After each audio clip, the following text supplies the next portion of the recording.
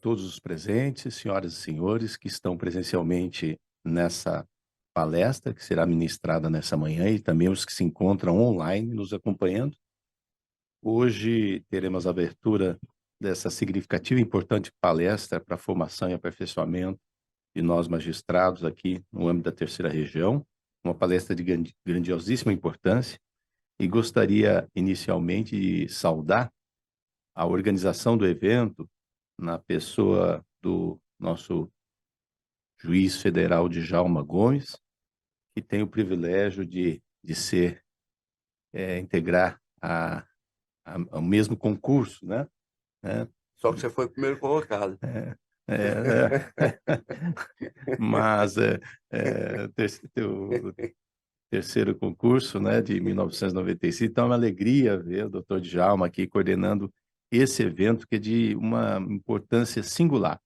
Também quero registrar e também convidar para integrar a mesa o desembargador Nelton dos Santos, que está aqui conosco, gentileza, se puder, que também, para minha alegria, também é do terceiro concurso aqui da Justiça Federal. É passado tanto tempo que eu cometi um erro, né? Terceiro não, o quarto concurso. Mas, enfim, corrigiu o doutor Nelton, que ele é muito detalhista nesses pontos. Bom, eu gostaria, então, de, inicialmente, cumprimentar a EMAG, na pessoa do seu diretor, doutor desembargador Nino Toldo, e o juiz federal Djalma Moreira Gomes, que é o coordenador desse evento, e também agradecer imensamente, desde logo, a presença, a colaboração que o professor Paulo Marcelo Gemhoff está prestando aqui à nossa escola, com a sua presença e com a palestra que seguirá. O doutor Djalma Gomes fará a apresentação do nosso professor, mas já gostaria desde logo de registrar que nós temos aqui nesse evento 170 inscritos, 150 online e 20 presenciais, o que mostra um pouquinho da nossa realidade hoje de realmente estarmos trabalhando à distância. Então, às vezes nós ficamos aqui, olhamos um público assim, não muito grande, mas na verdade a maioria sempre está online, né? Esse é o custo da pandemia, os efeitos da pandemia e tudo mais.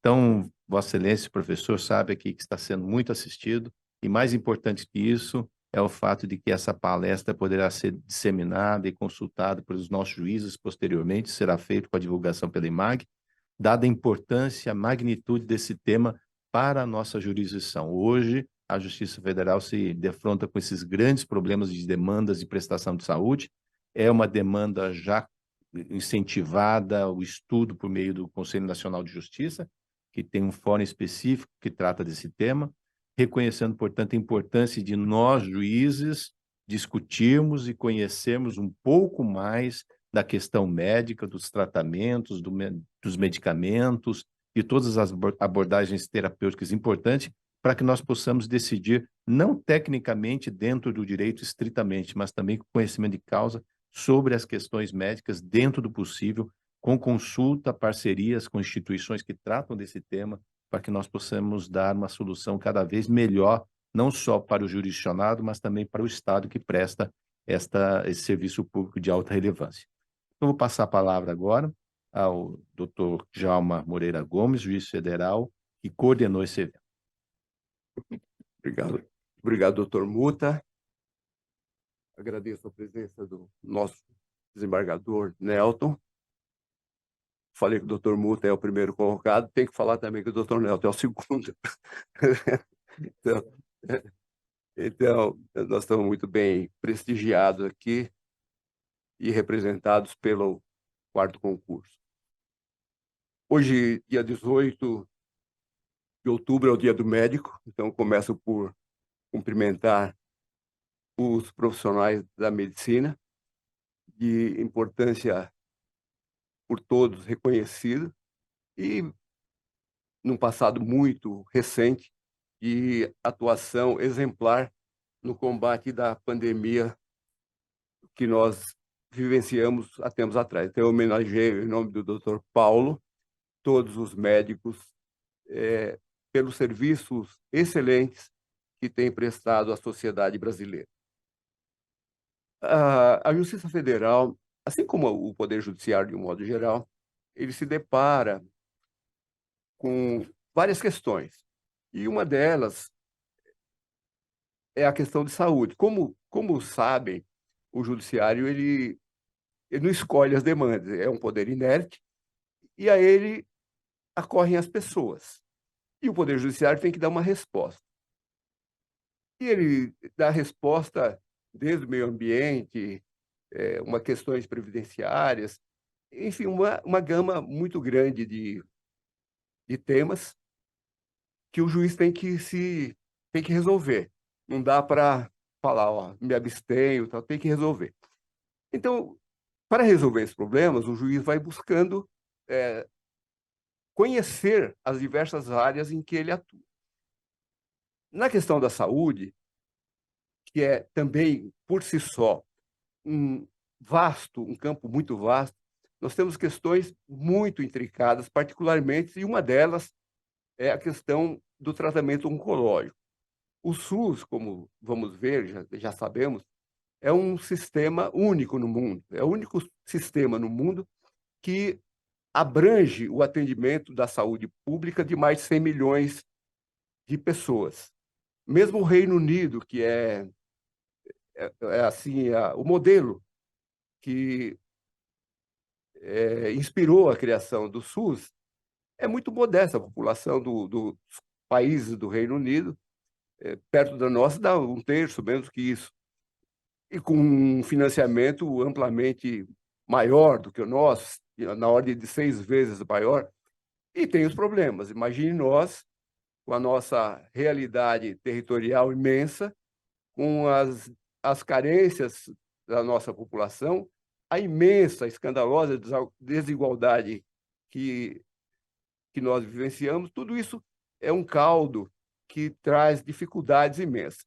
E nesse aspecto particular, num aspecto particular da saúde, o Dr. Paulo Hoff vai nos brindar com uma palestra. O Dr. Paulo é médico oncologista, ele é professor livre-docente da Faculdade de Medicina da USP, é presidente da Oncologia da Rede DOR, é membro titular do Conselho Diretor do Instituto do Câncer do Estado de São Paulo, que é uma instituição, uma organização de saúde de referência no tratamento do câncer do Brasil.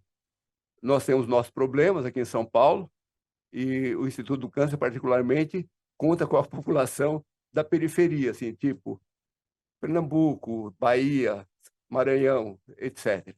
Né? São os pacientes que acorrem, imagino, ao Instituto do Câncer de São Paulo.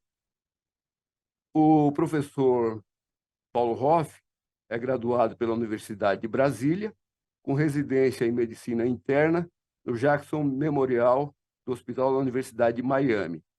É livre-docente e doutor em Ciências pela Universidade de São Paulo, com especialização em Oncologia no MD Anderson Câncer, da Universidade do Texas. É presidente, como falei, da Oncologia da Rede DOR. É o único brasileiro a receber o título de Fellow da American Society Clinical Oncology. Único brasileiro. Decisão concedida pela contribuição relevante na luta contra o câncer. Membro titular do Conselho Diretor do Instituto do Câncer do Estado de São Paulo, professor titular da disciplina de Oncologia Clínica da Faculdade de Medicina da USP, membro titular da Academia Nacional de Medicina e presidente de honra da Sociedade Brasileira de Oncologia. Tem variadas publicações e participações em entidades de excelência de medicina. Acompanho o Dr. Paulo aqui, que eu peço licença para apresentar, a doutora Joyce Chacon, que é diretora do Instituto do Câncer, e ela está também acompanhada pela doutora Lúcia Helena, a quem agradecemos, a doutora Larissa Espanhol, agradecemos a presença. E, feitas essas apresentações, eu tenho a honra de passar a palavra ao Dr. Paulo Hoff. Muito obrigado, doutor Djalma. Eu gostaria de iniciar agradecendo muito o convite da escola, agradecendo ao desembargador Carlos Muta, desembargador Nelton, a todos os membros da nossa magistratura e os colegas da área médica que estão área da saúde que estão aqui presentes. Eu fiquei muito honrado com o convite, desembargador, para falar sobre um pouquinho sobre os desafios do SUS. E eu pensei muito como eu apresentaria esse tema a colegas que certamente têm experiência na área, mas não tão profunda, não da área médica. Então, eu dividi minha apresentação, e vocês vão ver um pouquinho, falando um pouquinho dos recentes avanços da oncologia, e depois falando mais especificamente do SUS, e talvez trazendo algumas propostas de evolução possível dentro do quadro. Eu reitero as palavras do Dr. Djalma e do Dr. Carlos, que o SUS é algo que nos traz muito orgulho, porque nós somos o único país com mais de 100 milhões de habitantes que se propôs a ter uma saúde universal. E nós sabemos que no Brasil isso funciona ainda aquém da maneira que nós gostaríamos, mas certamente eu tenho uma vivência muito grande fora do Brasil, posso garantir a vocês que muitos países, até países consideravelmente mais aquinhoados que o Brasil, olham até com uma certa inveja do que nós conseguimos fazer com o SUS. Então, o SUS tem problemas e certamente a Justiça tem ajudado muito a avançar melhorias, lapidar o SUS, mas ele é algo que nos traz bastante orgulho, como nos trouxe no tratamento da pandemia. E eu achei muito interessante, desembargador, que quando o senhor menciona que a maior parte dos presentes está à distância, porque no contexto médico está acontecendo exatamente isso. E houve, de certa maneira, até uma democratização do ensino, porque antes nós fazíamos um evento, por exemplo, em São Paulo, se o colega que morava em Fortaleza quisesse participar, ele tinha que pegar um avião, fechar o seu consultório por 2 ou 3 dias, além da despesa econômica, tinha a questão também de ter que ficar afastado do seu trabalho. E agora, quando nós fazemos um evento na área médica, similar ao que nós estamos vendo aqui, é 3 para 1. Então, entendendo, claro que é um desafio muito grande falar sobre oncologia num período relativamente curto de tempo, eu já antecipadamente me coloco à disposição para discussões futuras, né? Meu primeiro slide é esse. Nós, na área da medicina, temos essa obrigatoriedade de apresentar os potenciais conflitos de interesse. Hoje, praticamente toda a pesquisa de novas medicações, ela tem sido patrocinada pela indústria farmacêutica, que é quem produz este produto. Então, é muito importante que a gente tenha relação com a indústria também para o desenvolvimento e para trazer novas terapias precocemente até para o nosso país, mas obviamente que a gente tenta manter uma separação de interesse muito grande sempre que possível aqui. Câncer no Brasil. Câncer no Brasil, infelizmente, hoje é praticamente uma epidemia. Quando nós olhamos os números, infelizmente, eles são crescentes. Nos Estados Unidos e no que era antigamente chamado de Europa Ocidental, os números de casos de câncer estabilizaram, eles não crescem já há um certo tempo. No entanto, na nossa realidade, não tem sido assim. Os números têm crescido e têm crescido de uma forma bastante acelerada. Então, por exemplo, 15 anos atrás, mais ou menos quando eu me tornei professor titular na Universidade de São Paulo, eu me lembro de fazer um slide e nós tínhamos menos de 400 mil casos de câncer por ano. Agora nós temos mais de 700 mil novos casos de câncer por ano no Brasil. E, infelizmente, se nós pegarmos, por exemplo, a incidência de câncer nos Estados Unidos e fizermos uma regra simples, uma regra de 3 com a nossa população, o pico no Brasil deverá ser ao redor de 1 milhão de casos novos de câncer por ano.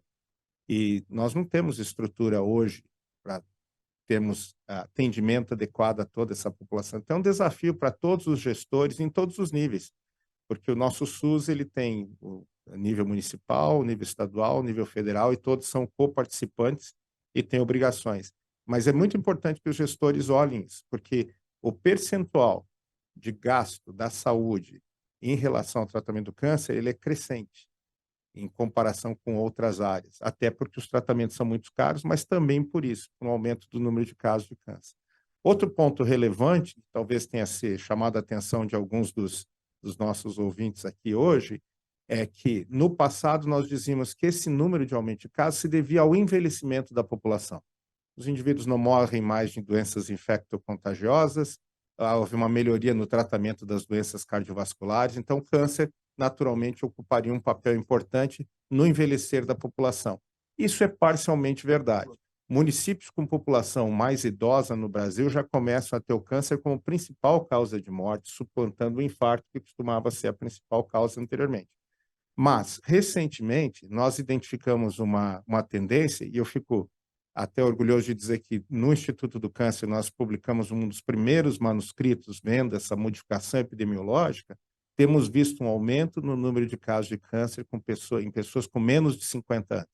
Antigamente nós dizíamos, olha, até os 50 não se preocupe, a não ser que você tenha um problema familiar, uma tendência familiar. Agora nós estamos vendo casos em indivíduos mais jovens.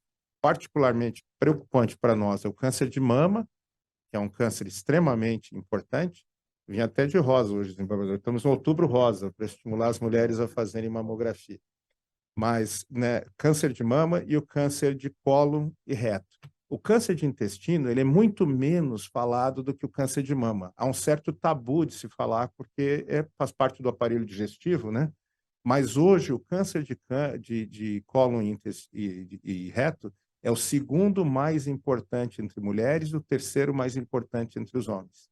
Números muito altos, quase 50 mil brasileiros vão ter câncer de colo e reto esse ano. E não é um tumor tão fácil de se tratar como as pessoas às vezes imaginam. E tem prevenção, desembargador. Então, é muito importante, doutor Djalma, que a gente estimule as pessoas a fazer o teste de sangue oculto depois dos 45 anos, etc. E preparar, como eu disse, as nossas instituições para atender esses pacientes. Câncer, como você sabe, não é uma doença recente, é uma doença antiga, era uma doença mais incomum. No tempo dos egípcios, a expectativa de vida não chegava a 25 anos. Então, era difícil o indivíduo ter câncer, né? Ramsés II vivia até os 90 anos, mas era absolutamente a exceção, né? Mas os egípcios conheciam o câncer. Esse manuscrito está em Nova York hoje, em exposição na Sociedade Americana em Nova York. Foi escrito por Imhotep e é um tratado de medicina que tem quase 5.000 anos, tem mais de 4.000 anos. Esse papiro é de 1.600, mas é cópia de um papiro anterior. E ele descrevia o câncer, só que ele descrevia o câncer de uma maneira muito negativa. Ele descrevia câncer de mama nesse tratado e dizia que era uma doença incurável. Obviamente, o que eles tinham de disponível de tratamento não era suficiente. Outro ponto importante é que os egípcios, embora eles não tivessem tratamento para o câncer, eles tiveram no Egito o surgimento de um conceito importante que é o conceito das universidades e centros de formação médica. Eu brinco que talvez Alexandria tenha sido o primeiro centro de câncer da época, e porque era o melhor local para você aprender medicina, se fazia uma medicina de ponta para aquela época, e pessoas formadas em Alexandria se distribuíram pelo mundo antigo fazendo medicina. Um desses indivíduos foi Galeno. Galeno, eu não saberia nem, doutor Djalma, dizer quem no direito seria o equivalente a Galeno, mas Galeno foi fundamental e ele foi o determinante dos tratamentos médicos por mais de 1.000 anos. Então, durante toda a Idade Média, os achados de Galeno e os escritos de Galeno eram levados muito a sério. E ele era um indivíduo que nasceu originalmente onde hoje é a Turquia, que era parte do Império Romano, mas ele ficou tão conhecido tratando gladiadores, etc., lesões difíceis, que ele foi trazido a Roma e virou médico do imperador, e os seus escritos ganharam um aspecto quase que mitológico. E ele tentou tratar um paciente com câncer, alguns pacientes com câncer, não teve sucesso, e ele escreveu, olha, paciente com esse tipo de problema, será melhor deixá-lo e não fazer nada. E, infelizmente, para a evolução do tratamento, como o que Galeno falava era muito considerado, durante toda a Idade Média, praticamente não foi feito nenhum esforço em direção ao tratamento do câncer. Nós começamos a ver uma melhora no tratamento do câncer na virada do século XIX para o século XX. Tivemos Lister criando a questão da asepsia, que começou a permitir cirurgias mais ousadas, né? Que antes os pacientes morriam de infecção. Tivemos Morton com anestesia e começamos a ter cirurgiões exercitando um pouco mais a sua capacidade técnica de remover tumores. E esse médico, Halsted, é um marco no tratamento do câncer. Halsted foi um médico que originalmente começou a sua carreira em Nova York, mas ele mudou para Baltimore e ele foi um dos 4 grandes fundadores do Colégio Johns Hopkins, a escola de medicina que hoje talvez seja considerada uma das 3 melhores escolas de medicina no mundo. E o que o Halsted fez em relação ao câncer? Ele estudou muitos pacientes com câncer e ele disse o seguinte, olha, tem como curar essa doença. Essa doença é uma doença que tem um padrão de disseminação que ele é típico, e se nós removermos o câncer, os tecidos sadios ao redor e toda a área de drenagem, onde as células do câncer que saíram do tumor possam estar indo, nós vamos curar pacientes. E ele inventou essa cirurgia, mastectomia radical de Halsted. Graças a Deus, ninguém mais faz essa mastectomia, porque eu vi pacientes, eu ainda na minha formação, vi pacientes com essa mastectomia, e era uma coisa extremamente deformante para a mulher, porque não tirava só a mama e toda a musculatura, ficava só o osso, né? Então, era deformante. Mas ele pegou uma doença que era incurável e, de repente, mais de 20% das mulheres estavam curadas. E ele criou alguns conceitos que nós usamos até hoje. Então, você vai operar um tumor, você não pode cortar o tumor. Ele tem que sair inteiro. Se você corta, cai células na cavidade. Se você vai tirar o tumor, você tem que tirar uma margem livre, você tem que tirar uma área saudável ao redor para permitir que o tumor não volte. Você tem que tirar os linfonodos que fazem a drenagem. Esses conceitos nós usamos até hoje. Halsted não estava 100% correto, porque o câncer é uma doença muitas vezes sistêmica. Às vezes ele pula etapas, ele não faz uma... Ele não precisa sair da Paulista e passar pela Santos, ele pode sair da Paulista diretamente lá para a Marginal, mas, de qualquer maneira, o conceito cirúrgico ficou, e mais importante, ele tornou a ideia de que câncer era uma doença curável algo factível. Até Halsted, as pessoas não acreditavam que isso fosse possível. Hoje, qual é o futuro da cirurgia oncológica? É usar esses conceitos de Halsted, mas minimizar o dano ao indivíduo, ao paciente. Então, o refinamento da técnica cirúrgica vem acontecendo, e hoje se faz muito o que a gente chama de cirurgia minimamente invasiva. Então, você não tira mais a mama da mulher. Sempre que possível, você faz uma ressecção segmentar, preserva a mama. Se você vai operar, por exemplo, um tumor no intestino, você pode fazer laparoscópico, não precisa um corte tão grande. Então, nós estamos evoluindo na cirurgia de uma maneira a minimizar os danos que a técnica traz aos pacientes, além de trazer, obviamente, o sucesso da eliminação da doença. O segundo pilar do tratamento do câncer foi a radioterapia, que surgiu com Madame Curie. Ela pagou um preço muito alto pelo descobrimento do rádio, né? Ela morreu de leucemia causada pela sua própria descoberta, porque ela manuseou muito substância radioativa sem proteção. Mas pouco após a sua morte, em 1922, era inaugurado o primeiro centro de radioterapia em Nova York. Esse é o centro do Memorial Sloan Kettering, em 1922. E hoje nós temos a radioterapia como um pilar importante no tratamento e avançou muito também. Da mesma maneira que a cirurgia tenta ser menos agressiva com o paciente, nós temos a radioterapia sendo menos agressiva. Existe um conceito agora, por exemplo, de radiocirurgia. Não é uma cirurgia de verdade, mas é uma radioterapia ultra concentrada, ultra focada e que consegue ser tão efetiva quanto a cirurgia. Então, desembargador, até pouco tempo atrás, você ia tratar um paciente com câncer de próstata, você tinha que tratar esse paciente por 8 semanas contínuas de radioterapia. Já existem equipamentos que fazem esse mesmo tratamento em 5 dias. Então, um ganho de tempo e de qualidade de vida muito grande para os pacientes. Então, continua havendo avanços.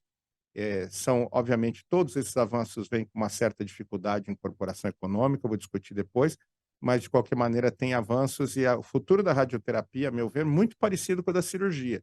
É continuar refinando a sua eficácia e reduzindo o impacto na saúde do paciente a longo prazo. E, finalmente, o terceiro ponto, o terceiro pé do tripé de tratamento do câncer era a quimioterapia. Eu falo era porque eu vou mencionar algo em breve, mas a quimioterapia surgiu da guerra. Na Primeira Guerra Mundial, as potências beligerantes usaram fartamente gás mostarda, que não tem nada de mostarda, só que o cheiro dele é parecido com mostarda e ele é amarelo, então ficou esse nome. E médicos que examinaram cadáveres de pacientes que morreram, de soldados que morreram por gás, notaram que o sistema imune estava absolutamente destroçado. Na Segunda Guerra Mundial, os americanos criaram uma equipe para estudar antídotos contra o gás, porque eles tinham preocupação que fosse haver troca novamente de gás no campo de batalha, e não houve. Mas os americanos tiveram um acidente. Uma bomba caiu dentro de um navio americano que estava carregado de gás mostarda no porto de Bari, na Itália, e contaminou soldados americanos. Então, gás americano, soldados americanos. E um indivíduo chamado Dr.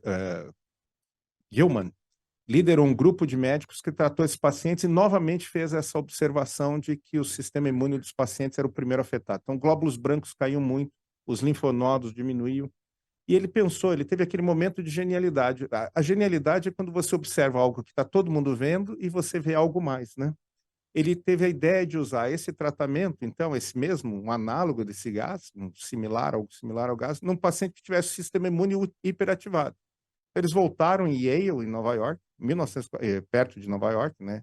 E trataram em 1943 um paciente com linfoma, que é uma doença, um câncer que afeta os linfonodos, o sistema imune fica absolutamente descontrolado, cresce linfonodos, massas.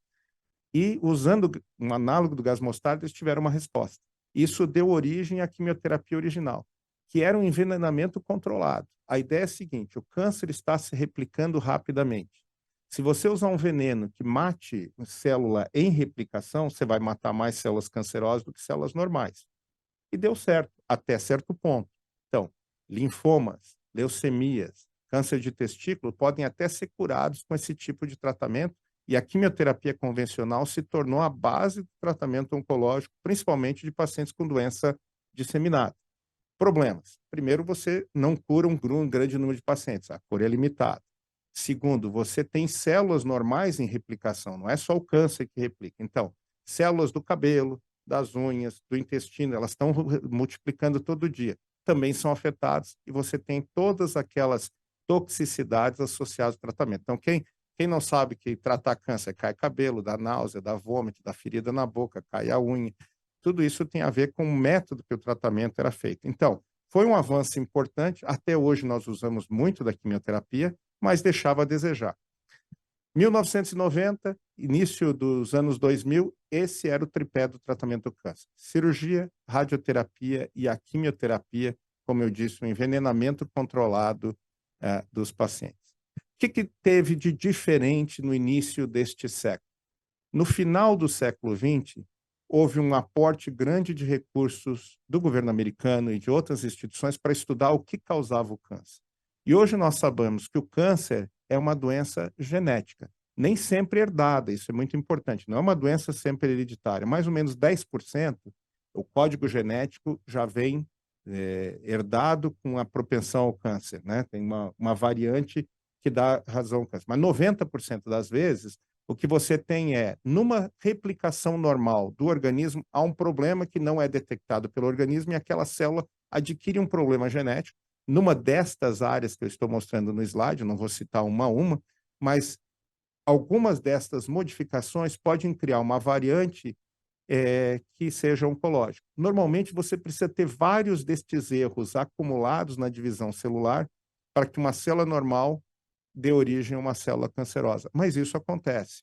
O que leva a isso? Exposição a produtos como tabaco, por exemplo, exposição a produtos químicos de diversos tipos, e às vezes isso acontece até por acidente. Infelizmente existe, não gostaria de chamar de azar, mas nós temos bilhões de células replicando no organismo. Uma dessas replicações pode, infelizmente, vir com um problema e gerar o câncer. Então, a pessoa fala: nunca fumei, nunca bebi, pratico exercício, não faço nada de risco, moro no campo, ar puro, etc., e tenho câncer. Pode acontecer, vai ter menos risco de ter câncer, mas pode acontecer ainda. Você não tem como eliminar, porque às vezes o que acontece é uma replicação defeituosa no próprio organismo, embora isso, obviamente, possa ser minimizado.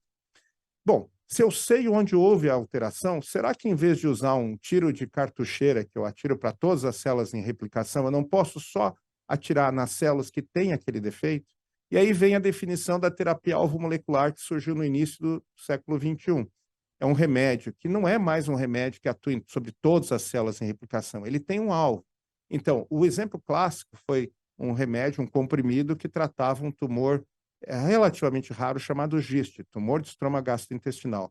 Foi uma grande celeuma, inclusive, no sistema jurídico do início dos anos 2000, de incorporar ou não incorporar esse remédio. Mas ele muda a vida dos pacientes, porque pacientes que têm GIST têm uma modificação num gene chamado c-KIT.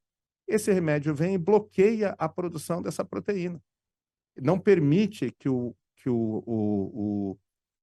receptor presente na superfície da célula ative a célula e faça com que ela replique e multiplique. Então, os pacientes que antes tinham uma expectativa de vida de menos de 11 meses passaram a viver anos e anos, mesmo com doença metastática, e alguns que eram incuráveis passaram a ser curados.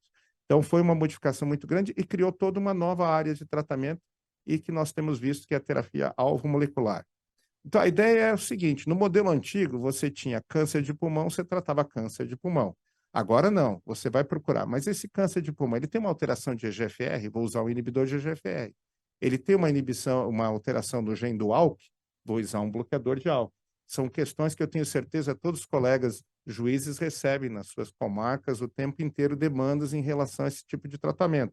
Porque a ideia no futuro é você ter um exame como esse, é um exame de sequenciamento genético do tumor, ainda não está disponível no SUS isso, mas devagarzinho os preços estão caindo e eu acho que eventualmente o futuro, isso é parte do futuro, e você vai receber do laboratório. Olha, essas são as alterações presentes. Vocês veem, esse paciente tem uma alteração de BRAF, de ATR, etc.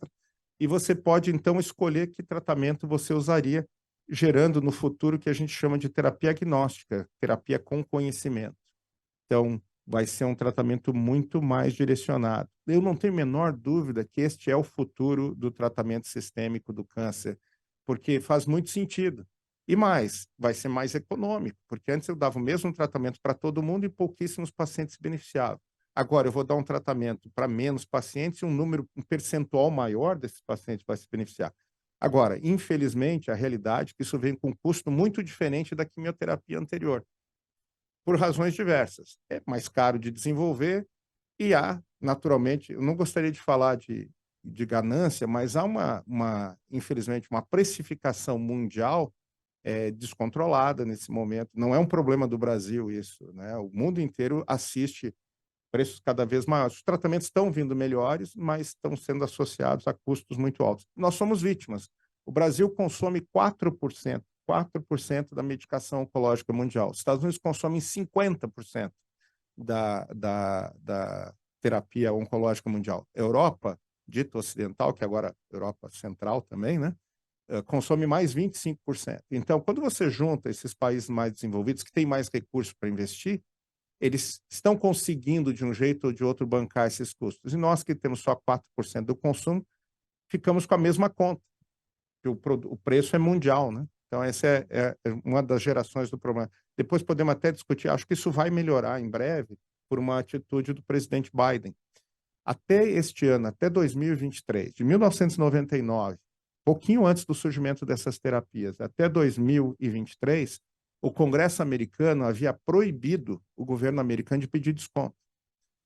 Eu comentei com vocês que 50% do produto oncológico mundial é comprado nos Estados Unidos. Destes 50%, 50% são comprados pelo governo americano via um programa chamado Medicare, que é um programa que atende pessoas mais idosas, que têm mais câncer.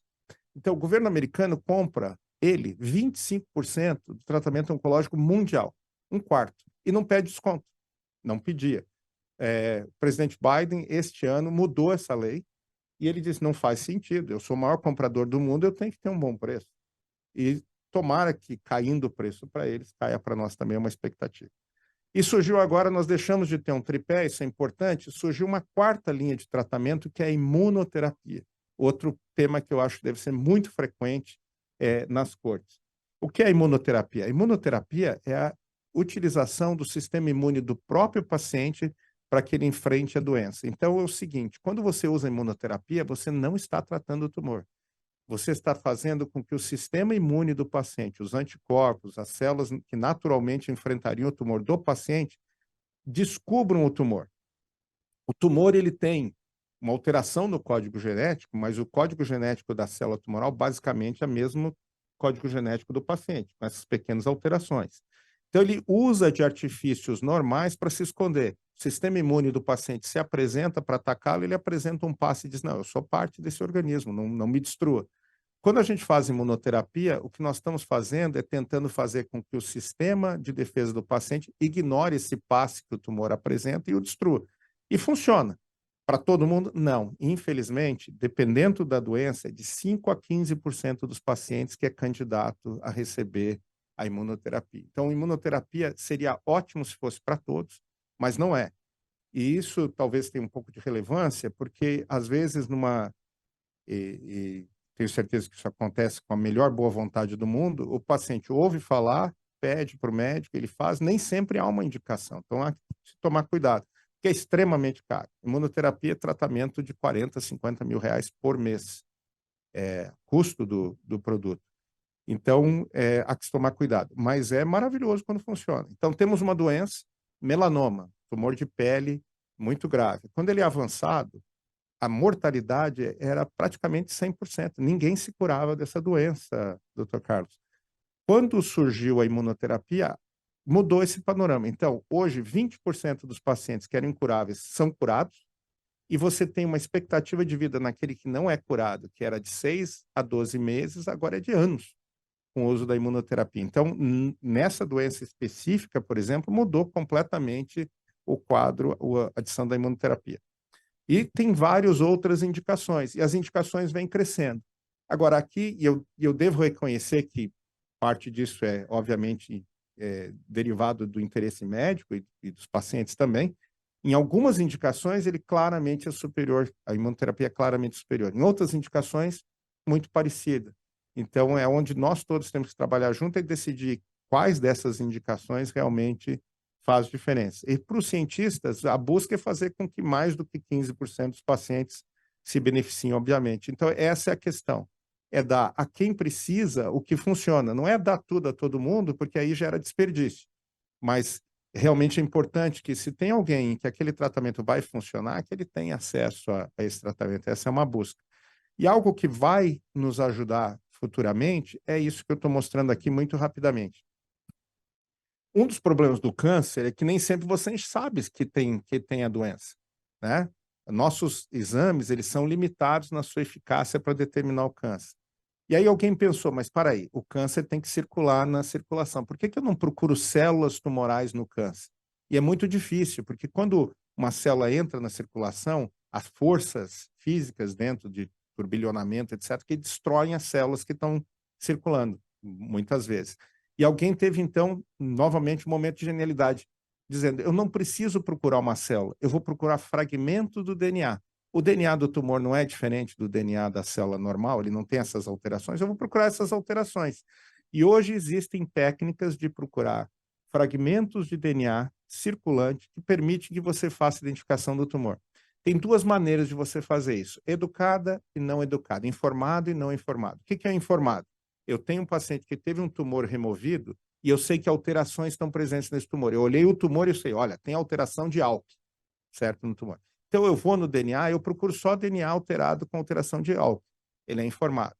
Mas o bom mesmo vai ser quando eu não precisar ter isso. Quando eu tiver um teste que possa ir lá e determinar se tem ou não tem câncer presente, independente de eu saber que alterações tinha no tumor original. Essa é a biópsia líquida não informada. Então, exame de sangue, biópsia líquida, deve ser uma realidade muito em breve. Já existe alguns serviços que estão fazendo isso de uma maneira ainda inicial, mas isso eu acho que vai ser uma modificação muito grande. E nós vamos saber quem tem câncer e quem não tem com muita propriedade, até antes de estar visível em exames de imagem, né? Os testes não são perfeitos ainda, então isso não está pronto ainda para uso generalizado, mas isso virá em breve. E nós vamos poder fazer rastreamento. Então, em vez de fazer mamografia, colonoscopia, não sei quantos de vocês fizeram colonoscopia, eu já passei dos 45, eu já fiz a minha colonoscopia. É um exame chato para burro, né? Então, se puder tirar uma amostra de sangue e ficar dispensado de fazer o exame, vai ser uma maravilha, né? Isso vai acontecer, não tenham dúvida, é questão só de tempo da tecnologia ser refinada. Existe já uma empresa vendendo esse teste nos Estados Unidos, mas a eficácia, doutor Djalma, é 65%. Então, não está pronto ainda para prime time. Então, isso vai ser muito importante e acho que a gente tem que discutir como incorporar isso no SUS também depois. Aí, falando um pouquinho da história natural, e o senhor me corrigiu, me deu tempo, doutor Carlos, hein?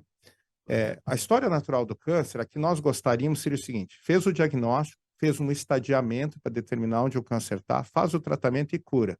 Essa é a barra de cima.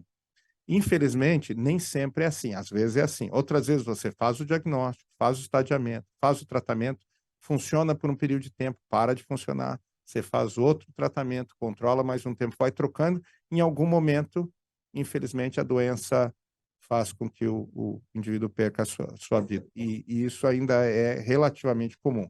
No Brasil, hoje, nossos números, nós curamos aproximadamente 60% dos pacientes, talvez um pouquinho menos, e 40 e poucos por cento dos pacientes que têm câncer ainda falecem da doença. Então, um número muito grande ainda. Se nós imaginarmos que temos 700 mil casos de câncer por ano, o número de óbitos ainda é muito grande. E certamente essa segunda linha chega muito mais aos magistrados do que a primeira, porque quando tem um tratamento fácil e rápido e o paciente é rapidamente curado, isso não gera discussões. Discussões começam a acontecer nessa sequência de tratamentos que não são necessariamente curativos, mas são tratamentos ditos paliativos, né?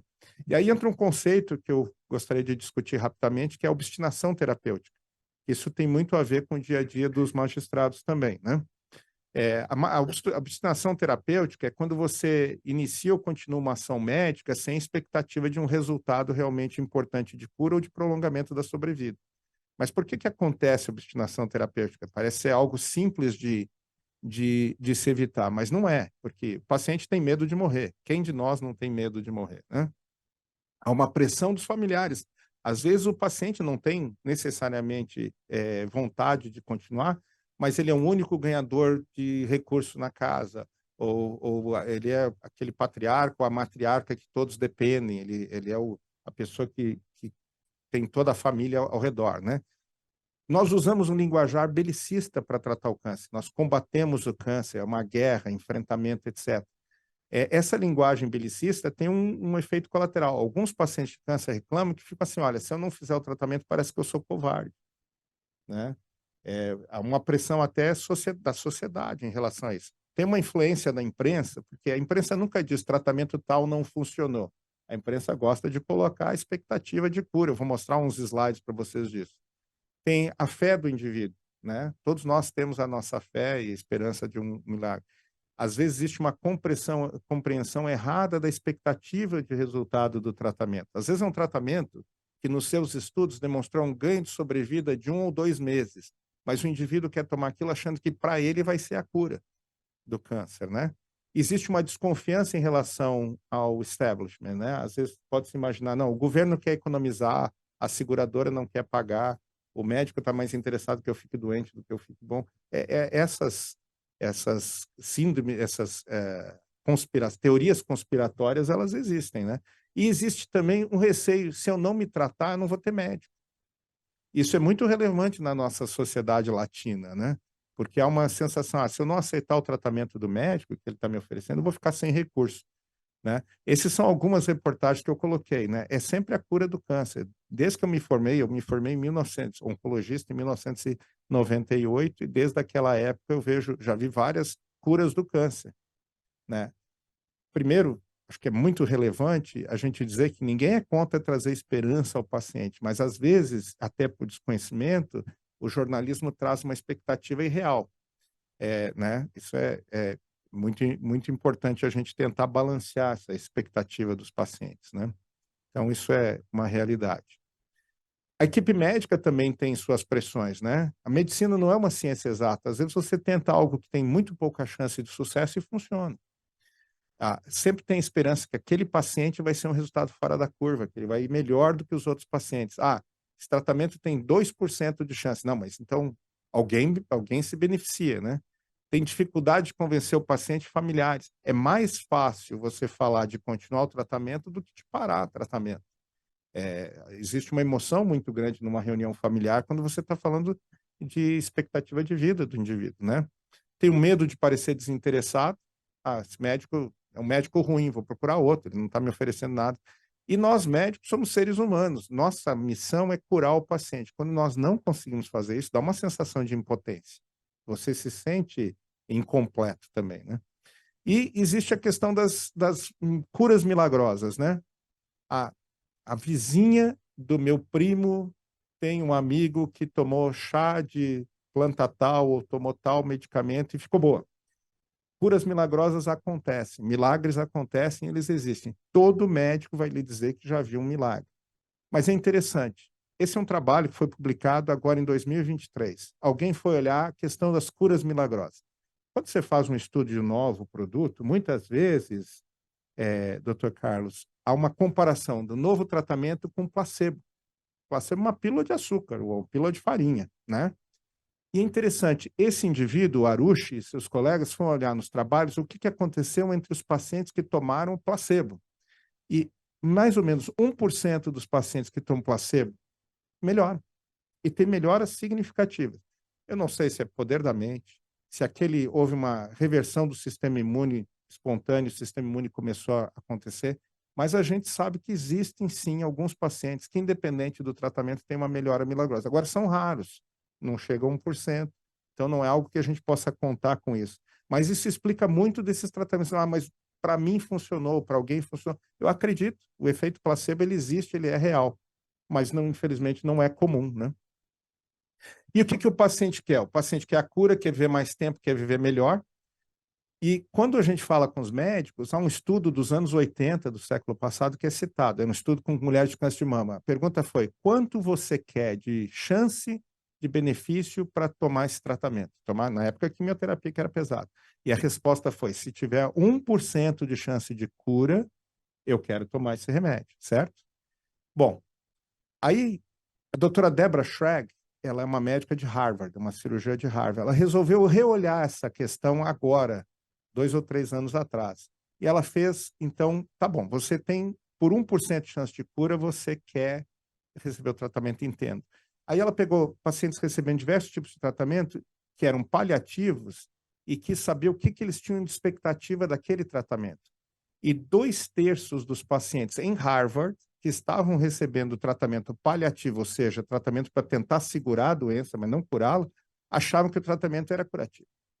Então, existe uma dissintonia muito grande, às vezes, do que o paciente acha que está recebendo e do que nós realmente podemos oferecer em termos médicos. Então, como médico, eu ofereço melhoria na sobrevida livre de doença, na sobrevida global, na qualidade de vida. Eu trabalho com curvas de Kaplan-Meier, com hazard ratio. É o que eu tenho de ferramentas para olhar o desfecho, para olhar o que acontece com o tratamento, que não é necessariamente a mesma visão que um paciente leigo, que não sabe estatística, etc., está olhando. Então, às vezes, a conversa fica um pouco difícil. Aqui tem uma tradução de uma língua para outra, né? E essa desconexão que gera esse caso. E para finalizar, então, vou falar da questão do SUS aqui, rapidamente. Eu tenho mais quanto tempo, doutor? Eu precisava. Bom, existe uma questão que é o centro de câncer. O que é um centro de câncer? Nada mais é que você juntar no mesmo local, ou não precisa ser fisicamente no mesmo local, próximo, interagindo, as diversas áreas, a multidisciplinaridade, diversas áreas que estão associadas ao tratamento do câncer. Então, você tem que ter a enfermagem que trata câncer, você tem que ter o oncologista, o cirurgião, o radioterapeuta, o fonoaudiólogo, o fisioterapeuta, você tem que ter todas essas áreas juntas ou muito próximos para dar o melhor tratamento possível aos pacientes. E tem algumas vantagens quando você tem um centro. Você tem volume, e volume traz experiência, e a experiência traz a possibilidade de incorporação de novas tecnologias e estudos, e ensino também, né? Você certamente precisa ter muito volume de qualquer coisa para que você ensine as pessoas.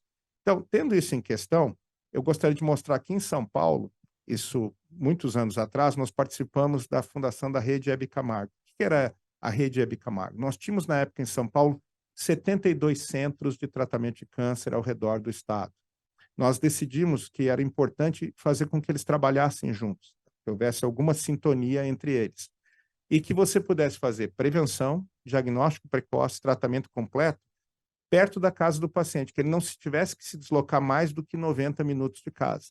E eu acho que isso continua sendo muito válido, né? A gente ouve falar, e certamente os juízes federais ouvem mais do que nós, porque outros estados têm mais dificuldade em relação a isso, de indivíduo que precisa pegar um ônibus e viajar 16 horas para ir fazer radioterapia em algum local. Não é muito humano você pedir para alguém com câncer fazendo radioterapia que se ele desloque por mais de um dia para poder ter o tratamento. Então, o ideal era poder fazer o tratamento próximo, né? Então, a ideia da disseminação é importante. Bom, e os Estados Unidos? Os Estados Unidos, além de ter o atendimento normal, eles têm 60 centros de câncer especializados ao redor dos Estados Unidos. Esses são os principais, né? Como é que você coloca essa questão do tratamento estar próximo do indivíduo e você ter o centro de câncer com todas as especialidades e com toda a tecnologia. Como é que você faz com que isso case? E isso é relevante. É relevante porque em algumas situações você precisa do volume. Eu coloquei aqui a mortalidade de 30 dias após uma cirurgia para tratamento de câncer.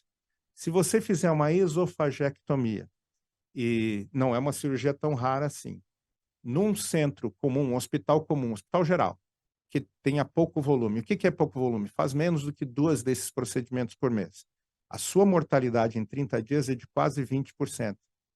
Quer dizer, de 5 pacientes que operarem, 1 vai morrer de complicações cirúrgicas, não do câncer. Se você fizer a mesma cirurgia num centro de câncer especializado que faz um grande volume, mais do que 2 procedimentos por mês, cai para 3% de mortalidade. E pancreatectomia, se você fizer num centro não especializado, 13%, centro especializado, 6%.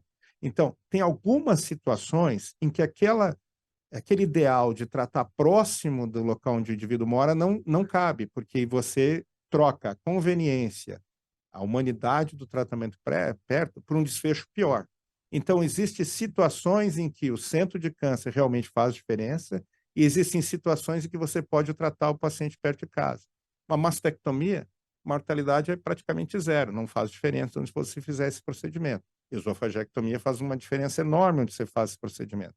Então, veio a ideia, e os americanos já fazem isso há muito tempo, de você ter como se fosse um aeroporto, né? Você tem os pequenos aeroportos que alimentam os grandes aeroportos. Você pegar um voo em Ribeirão Preto e quiser ir para a Europa, você vai ter que pegar um voo até Guarulhos, de Guarulhos você vai pegar outro voo, e Guarulhos tem mais recursos. Na saúde, a gente pode funcionar da mesma maneira, hierarquizar. Então, você vai fazer uma cirurgia de câncer de mama? Pode fazer perto de casa. Vai fazer uma pancreatectomia? O melhor seria fazer num centro maior que tenha mais recursos. E o SUS viu isso. Eu não vou nem entrar nesse primeiro aqui, que aqui todos conhecem melhor do que eu a Constituição. Mas o que o Ministério da Saúde fez ao longo dos anos foi criar a ideia de que você tem que ter alguns centros muito especializados para dar justamente esse apoio. Então, tem os UNACONs, que são unidades um pouco menos complexas, e os CACONs, que são unidades muito complexas. E nós deveríamos ter uma unidade para cada 500 mil habitantes no Brasil. Então, seria alguma coisa acima de 400 e poucos UNACONs e CACONs bem distribuídos para atender todos os pacientes. E para você ter uma dessas unidades, teria que ter pelo menos 6 mil consultas por ano, pelo menos 648 cirurgias de câncer por ano, fazer pelo menos 5.292. De onde é que eles tiraram esse 92? Eu não sei, viu, doutor Djalma, mas é o que está na portaria. E pelo menos 4.200 campos de radioterapia por ano para poder ser declarado um CACON e receber os recursos e ser uma referência. Esse é o mapa dos CACONs e UNACONs no Brasil. Eu peço desculpa, o mapa está um pouquinho desatualizado, mas eu peguei o número de 2023. Hoje nós temos 317 unidades. Esse mapa aqui, ele tem já uns 7 anos, então veja que houve uma evolução. Nós saímos de 242 UNACONs, CACONs para 317. Está melhorando, mas continua aquém e mal distribuído. Veja que em algumas regiões do Brasil nós temos muito poucos serviços, enquanto que outros, especialmente região sudeste, sul e sudeste, nós somos melhor aquinhoados com UNACONs e CACONs. E no estado de São Paulo e outros, nós temos tentado trabalhar nessa regionalização.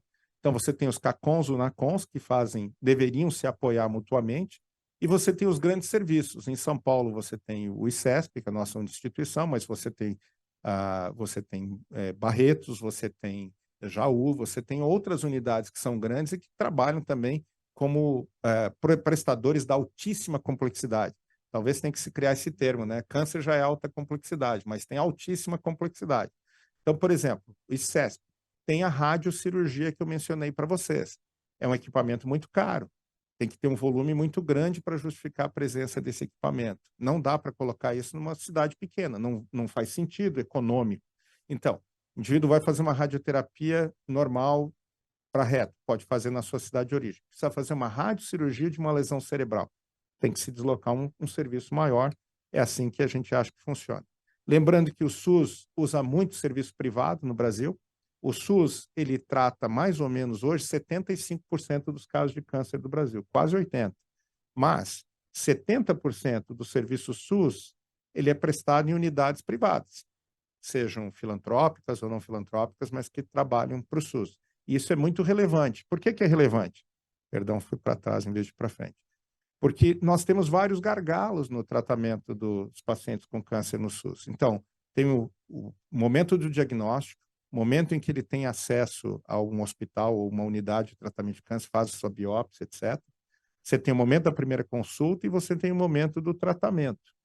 Nós temos trabalhado nisso e os nossos legisladores têm, inclusive, feito leis específicas em relação a isso, mas aí uma crítica de quem está na ponta, né?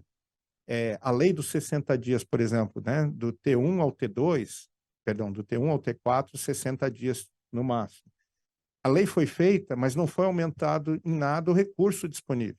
Então, ou você imagina que o prestador estava em dissídia, que não estava fazendo o que tinha que fazer e tinha sobra de espaço e agora com a lei ele se obriga a fazer, ou você criou uma regulamentação que não conseguirá ser cumprida. E a maior parte dos serviços que faz diagnóstico e atendimento de câncer no Brasil está trabalhando muito próximo do seu limite. Então, houve até uma discussão no Congresso. A lei dos 60 dias está fazendo aniversário e não está sendo cumprida. Mas por que ela não está sendo cumprida? Não é por má vontade do prestador. É que tem que se criar a infraestrutura que permita que ela seja cumprida, né? Então, esse é um momento importante do Brasil. Nós vamos ter que aportar mais recursos. Não adianta só a boa vontade da lei, ela tem que vir associada ao aumento da infraestrutura e do recurso disponível, né?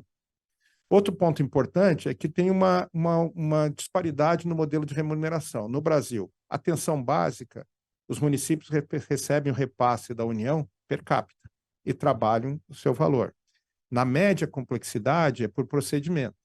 Na alta complexidade, especialmente na área oncológica, se criaram pacotes que nós chamamos de APACs ou IHs. As APACs, elas foram desenhadas nos anos 90 do século passado. E elas diziam o seguinte: você tem câncer de mama localizado, você vai receber X reais. Você tem câncer de mama avançado, você vai receber X mais Y reais. E você resolve o que você faz com este valor. Naquela época, só tínhamos quimioterapia, custo muito próximo de todas as quimioterapias. Era um modelo que servia. O problema que nós temos agora é que eu mostrei a vocês que eu não trato mais câncer de mama. Eu trato câncer de mama HER2 positivo, eu trato câncer de pulmão ALK positivo. Então, não é mais possível, na minha opinião, que você tenha só uma rúbrica para tratar doenças que são muito diferentes e que têm tratamentos muito, muito discrepantes. Então, por exemplo, melanoma que eu mencionei anteriormente. O melhor tratamento para melanoma hoje é imunoterapia. A imunoterapia vai custar ao redor de 40 a 50 mil reais por mês. A APAC era 700 reais.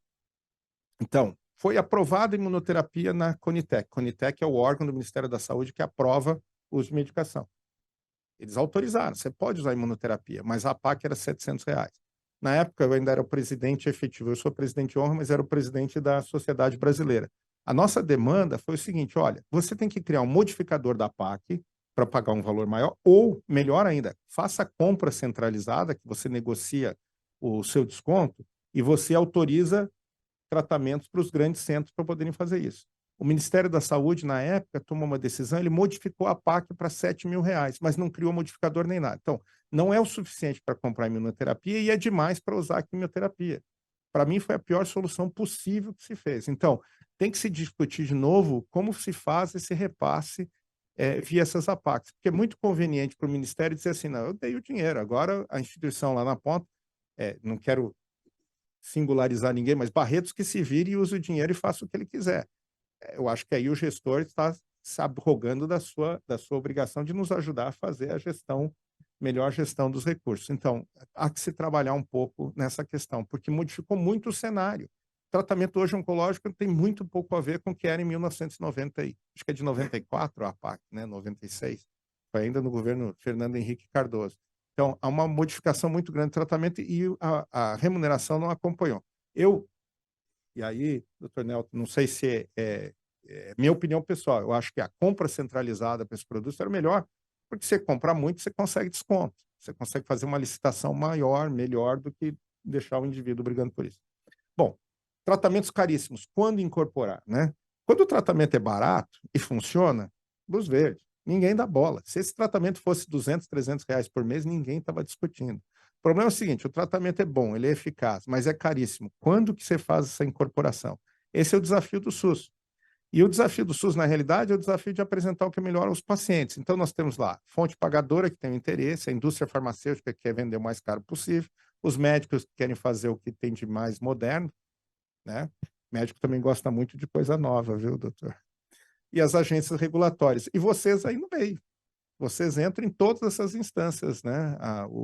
Na magistratura realmente está envolvida em toda essa relação, que ela é, aqui está muito simples, mas ela é extremamente complexa, né? Então, eu acho que a solução é medicina baseada em evidência. O que é a medicina baseada em evidência? É o uso consciencioso, judicioso, da melhor evidência disponível para o tratamento daquele paciente.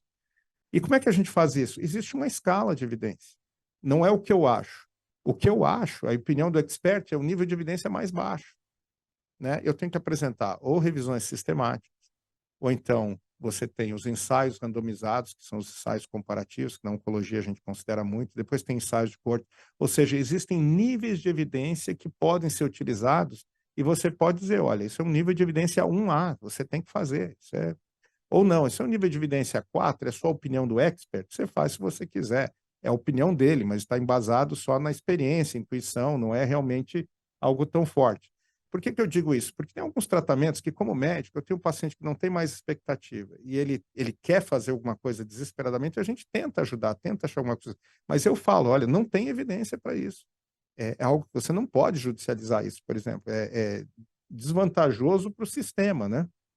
Então, é algo que a gente tem que começar a ver e utilizar. Então, esses 3 primeiros que eu achurei um pouquinho são os que eu acho que são as evidências que podem ser realmente usadas numa questão do SUS, em que a gente está tentando fazer melhor uso do recurso, que, afinal de contas, é recurso de todos, né? Recurso público. Se o indivíduo tem recurso pessoal e quer fazer uso de coisas mais exploratórias, é um direito dele, um direito do ser humano. Mas eu acho que não cabe ao Estado pagar quando, e me perdoe se eu já estou dando a minha opinião, mas quando é algo que tem uma evidência muito mais baixa, essa evidência é muito mais discutível, né? E existe um outro conceito que está tentando se trazer para o Brasil, que é o de quali.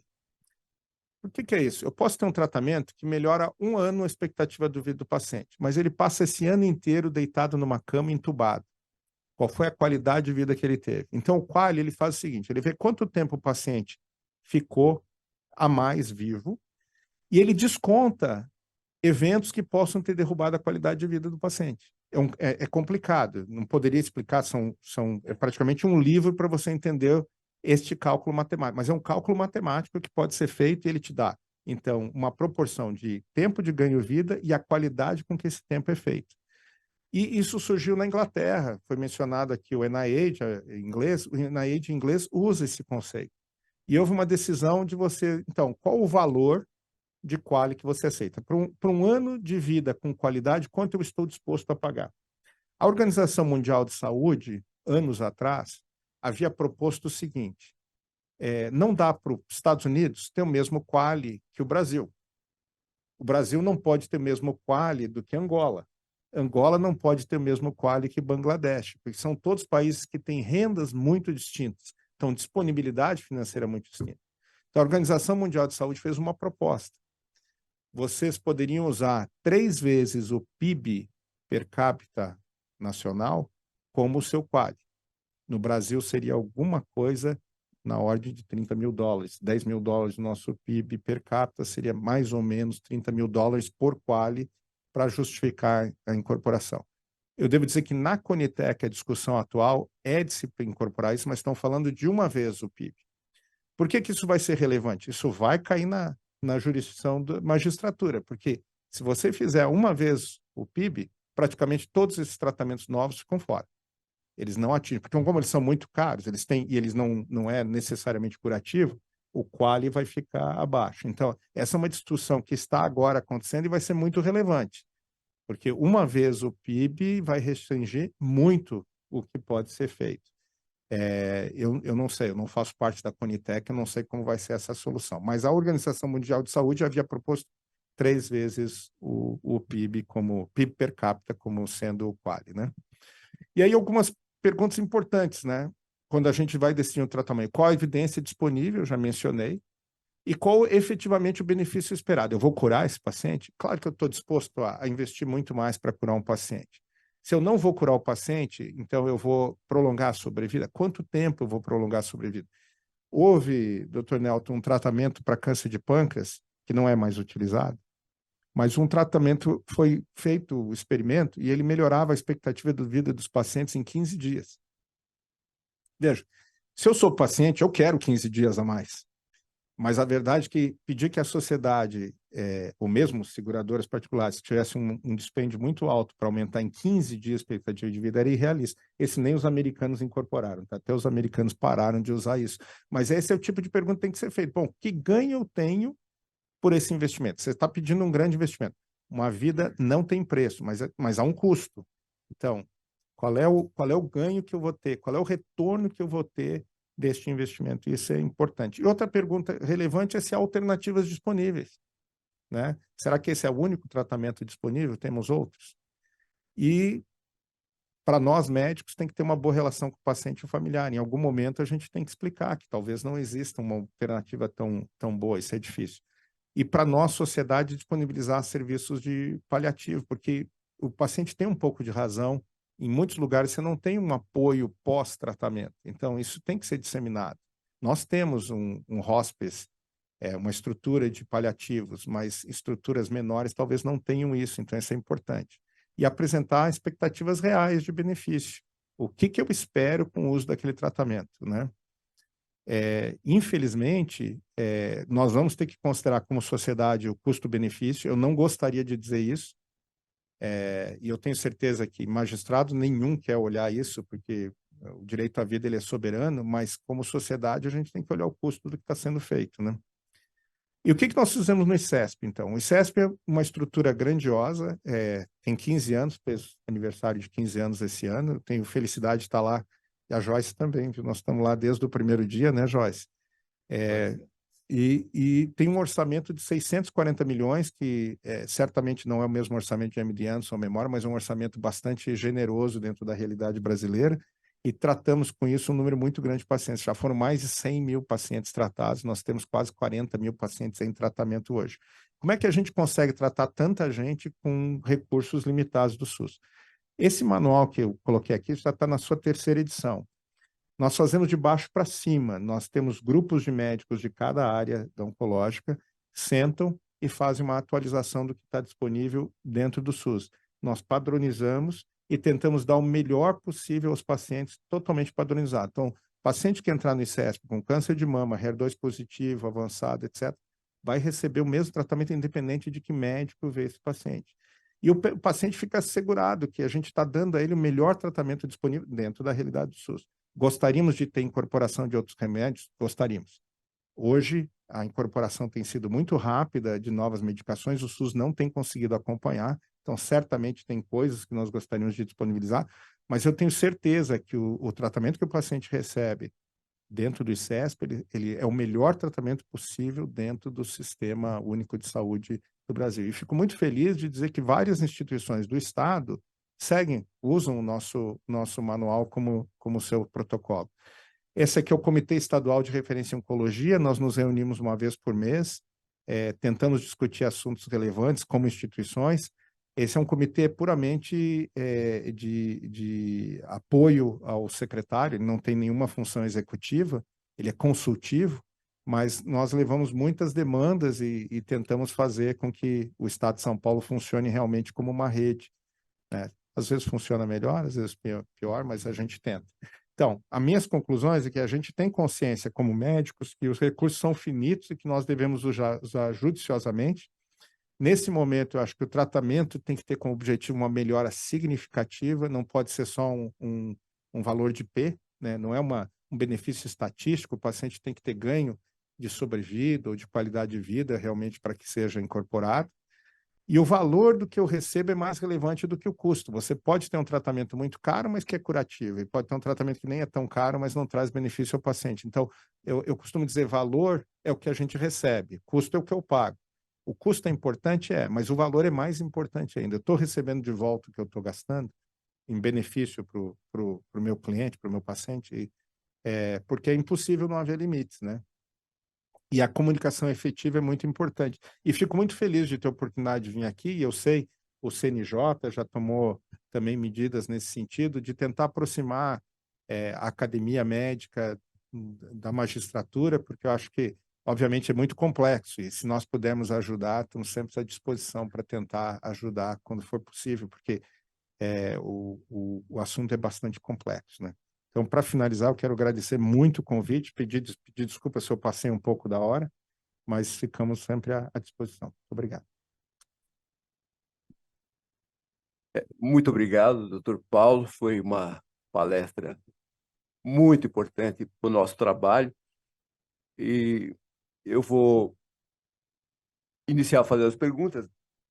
O doutor Muta, não sei se quer fazer primeiro, mas deixa eu fazer uma pergunta anterior. O senhor falou que tem 317 CACON, né? CACON, que são unidades de alta complexidade. E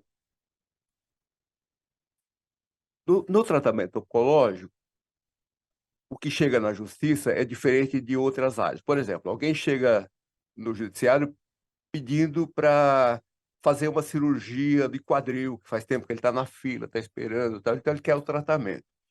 No câncer é diferente, não chega ninguém na justiça, até hoje não passou nenhum caso por mim, que a pessoa diz, olha, eu não fui recebido na rede, eu preciso fazer um tratamento, estou com câncer e a rede não me acolhe. Isso nunca aconteceu.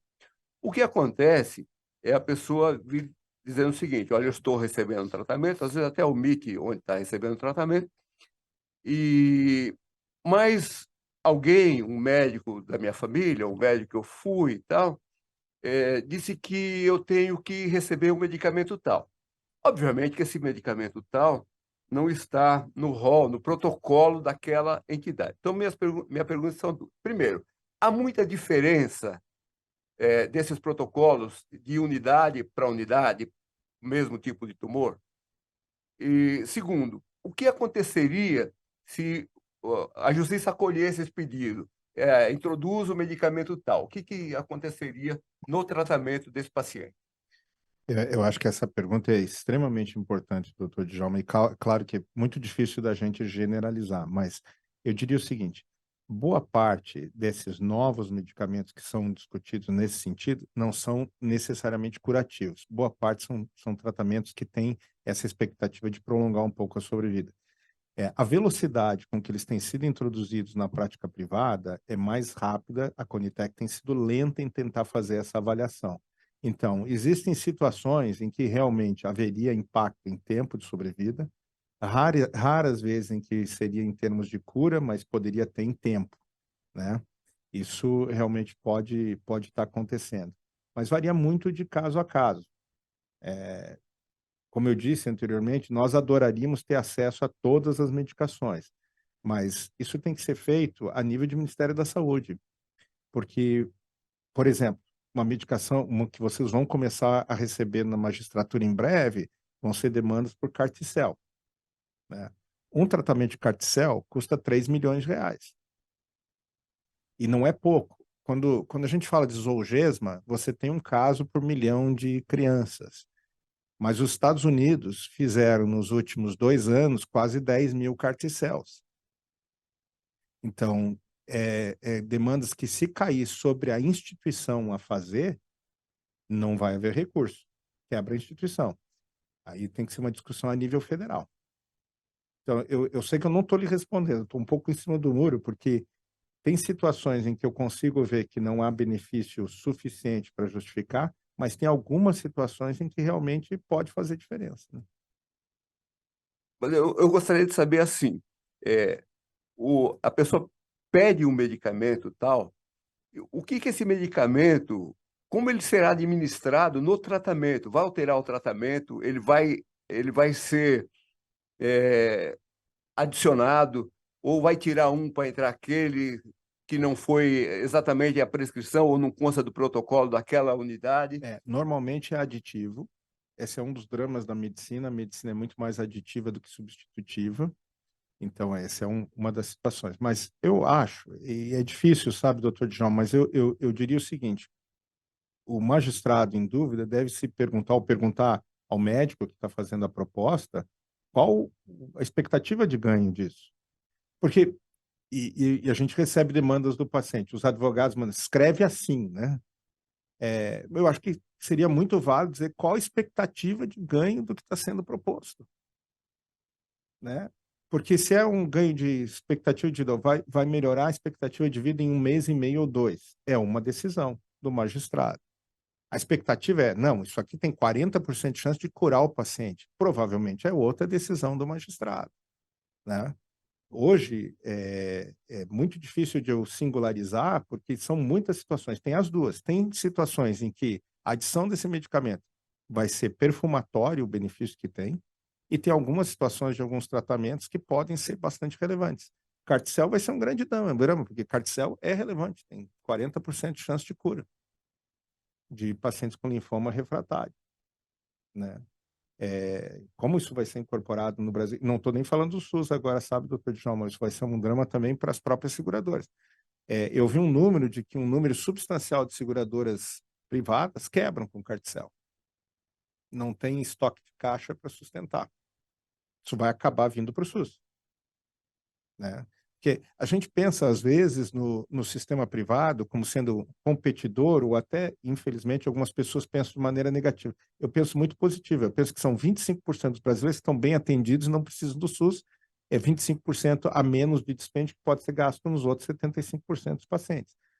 Mas esses custos estão aumentando tanto que a parte desses vão acabar voltando para o SUS, né? O senhor falou que a grande sacada é dar a quem precisa o que funciona. Esse deve ser uma dificuldade que as instituições de saúde têm para compatibilizar isso com as APAC, por exemplo. Como faz? Como Então, está fazendo isso? é muito difícil, doutor Djalma, e aí que as instituições tendem a fazer? Eles tendem a tentar tirar de algum lugar para poder fazer quando é realmente necessário para os outros pacientes. E o interessante é que, e talvez isso seja relevante, o número de pacientes que precisam desse tratamento específico ele não é tão grande. Então, por exemplo, tumores com alteração de ALK é 1% dos pacientes só, com câncer de pulmão. Então, às vezes a gente consegue trabalhar aqui e lá. Instituto Câncer, o que nós fazemos? Nós abrimos o máximo de estudos clínicos possíveis, porque no estudo clínico o paciente sempre recebe o tratamento mais moderno. Então, nós temos hoje um número muito grande de pacientes que conseguem receber todos esses tratamentos participando de pesquisa clínica. E, ao mesmo tempo, está gerando um legado de conhecimento que vai ser importante no futuro. Então, essa é uma maneira que uma instituição grande consegue trabalhar. Agora, voltando à sua pergunta, a PAC está desatualizada e acho que ela está ainda trabalhando no mundo dos anos 90 do século passado. Nós precisamos readequar. Se eu pudesse dar uma sugestão à nossa ministra da Saúde, ela precisa fazer uma grande discussão nacional e readequar a PAC. Ou ela cria modificadores na PAC, ou ela passa a fazer compra centralizada dessas medicações de altíssimo custo, que é o que eu acho que seria mais econômico para o país, seria fazer a compra centralizada dessas medicações. Mil perdões, mas Claro. quando o falecido secretário Barrados era secretário do Estado de São Paulo, em 2007, ele me chamou na época e falou, Paulo, eu tenho 350 milhões de reais em judicialização em câncer por ano, 2007, né? Olha para mim o que é relevante aqui, o que você acha que é relevante, o que faz sentido. Aí nós sentamos, fizemos um trabalho e falou, então, eram 7 medicações que a gente falou, essas 7 tinha que estar incorporada e não estão no SUS. Ele falou, o Estado de São Paulo vai bancar essas 7. E o que nós vimos é que ele reduziu o custo dessas 7 medicações em 20%. Porque quando vem uma ordem judicial, a instituição tem que comprar, a secretaria compra, preço de varejo. Quando ele sabia que ele tinha que comprar, ele negociou e pagou 20% menos. Então, gerou uma economia relevante.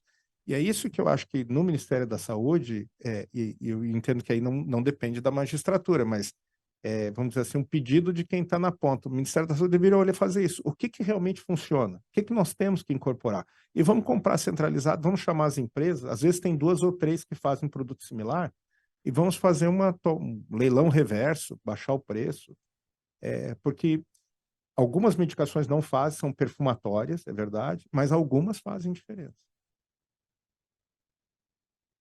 Talvez por simpatia do senhor no início, o senhor disse que a justiça tem ajudado muito, quando na verdade a gente ouve exatamente o contrário, a justiça tem atrapalhado muito. O que a justiça tem ajudado? O que a justiça tem atrapalhado? Eu acho que ajuda mais do que atrapalha, doutor Djalma. E eu vou dizer o seguinte: o fato de nós termos a possibilidade da justiça intervir faz com que o Ministério da Saúde, o Conitec e as operadoras pensem mais na incorporação. Porque a tendência de quem paga é tentar limitar.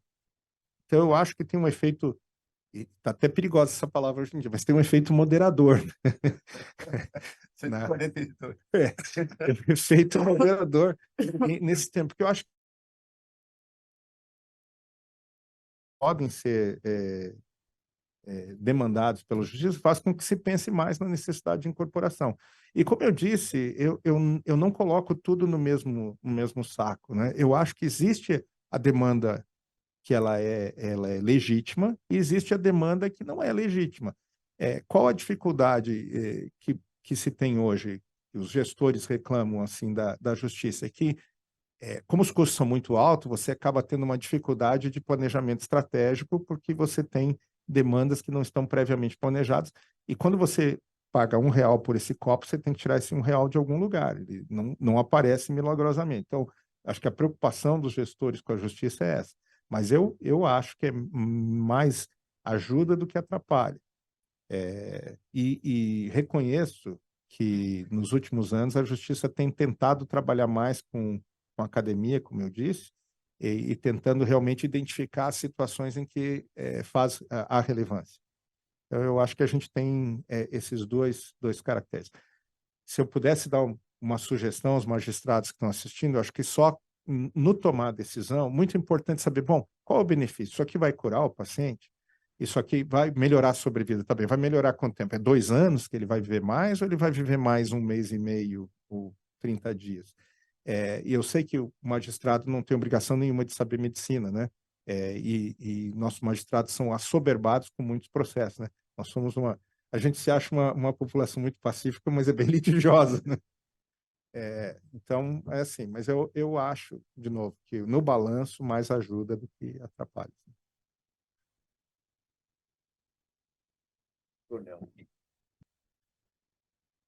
Bom dia. Não se trata de uma pergunta, professor. Gostaria de fazer um destaque.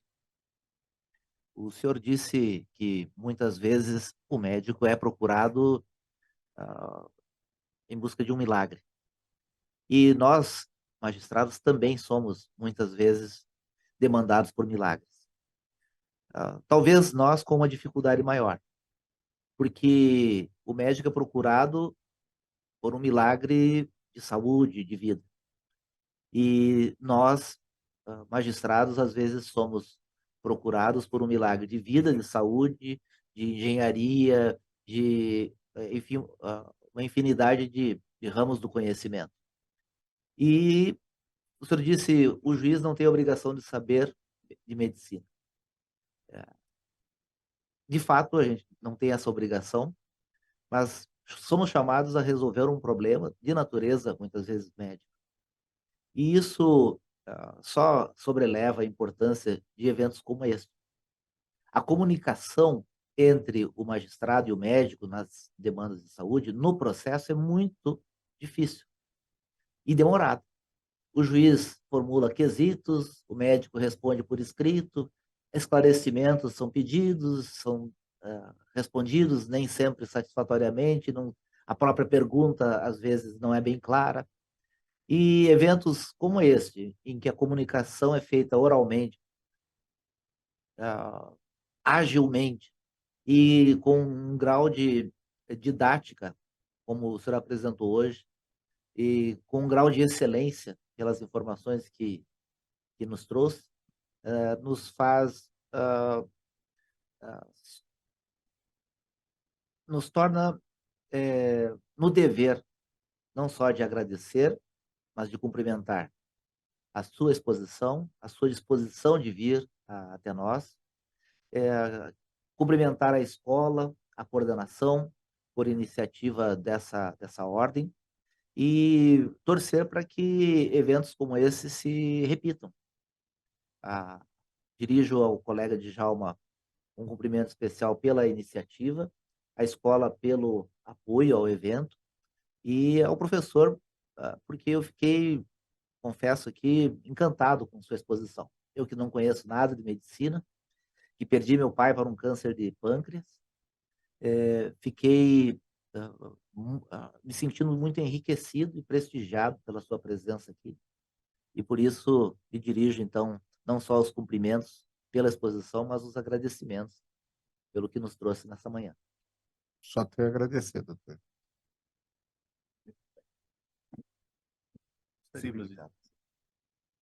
Gostaríamos de abrir aos que estão presentes para fazer perguntas. Eu acho que existem muitas questões, talvez, mas vamos tentar ouvir aí os que estão presentes.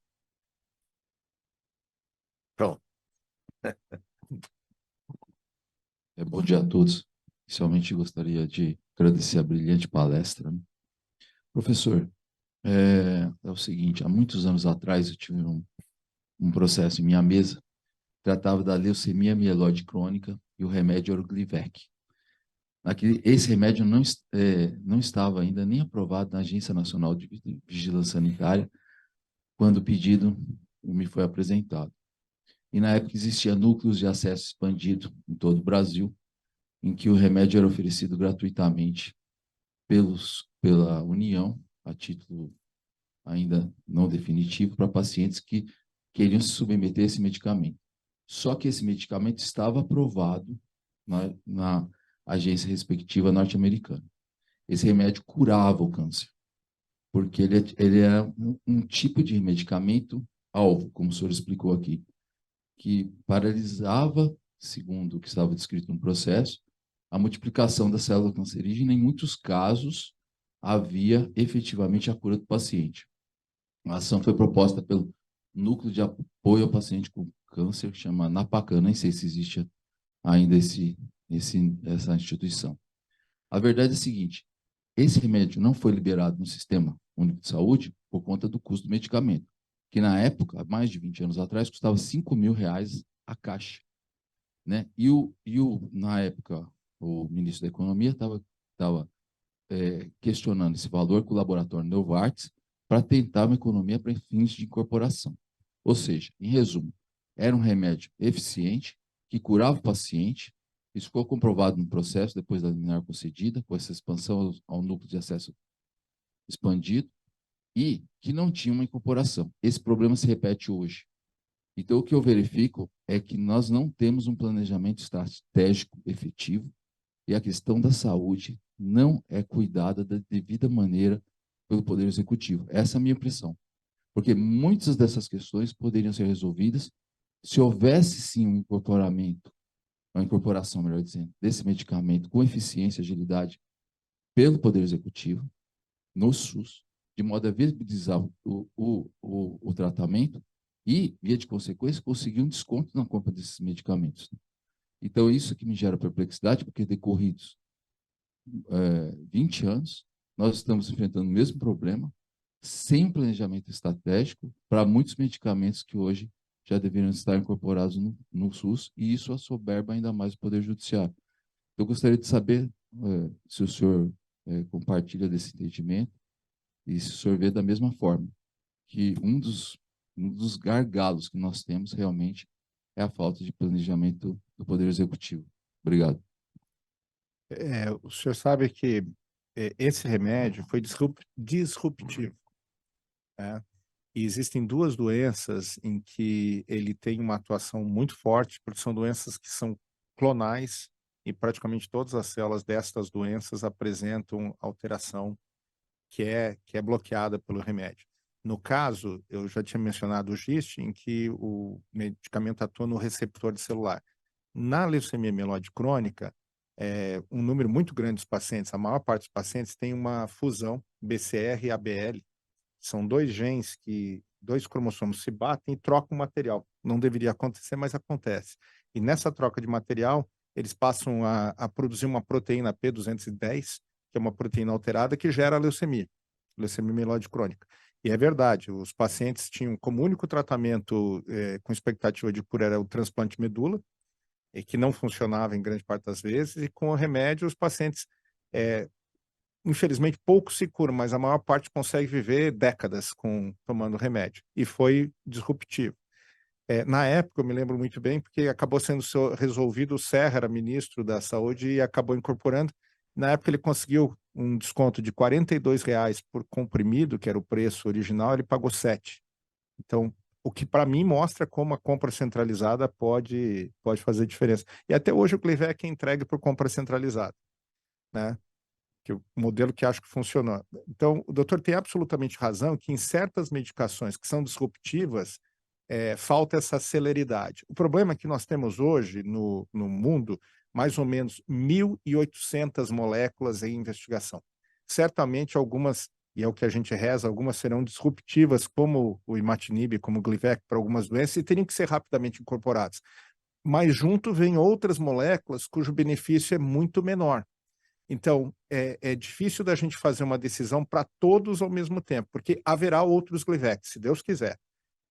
Mas haverão outras moléculas que não vão ser tão benéficas. Então, eu acho que é aí que entra o bom senso, e eu acho que o doutor tem razão, de que no Ministério da Saúde deveria alguém olhando isso estrategicamente e dizer, olha, o Glivec nós não podemos esperar, esse negócio muda a doença, acabou, tem que incorporar. Agora, essa outra medicação, eu não queria usar uma medicação que foi pegar alguma coisa assim, mas esse outro anticorpo monoclonal, ele é mais um na mesma classe, esse aí você pode esperar, pode avaliar, porque tem alternativas, ou o benefício é mínimo, né? Tem um anticorpo monoclonal utilizado no estado de São Paulo, que é fartamente utilizado, o ganho é muito pequeno, era muito melhor pegar esse recurso e botar em medicações como essas. Então, eu tenho que concordar que acho que em câncer seria importante ter um mecanismo de análise e medicações disruptivas teriam que ser aceleradas a sua incorporação, o doutor tem razão. Mas não é todas, esse é o problema. Para cada Glivec, você tem 10 outras que o benefício é muito pequeno e é isso que complica um pouco, né? Sim. Ah, sim, claro, claro. Pois não.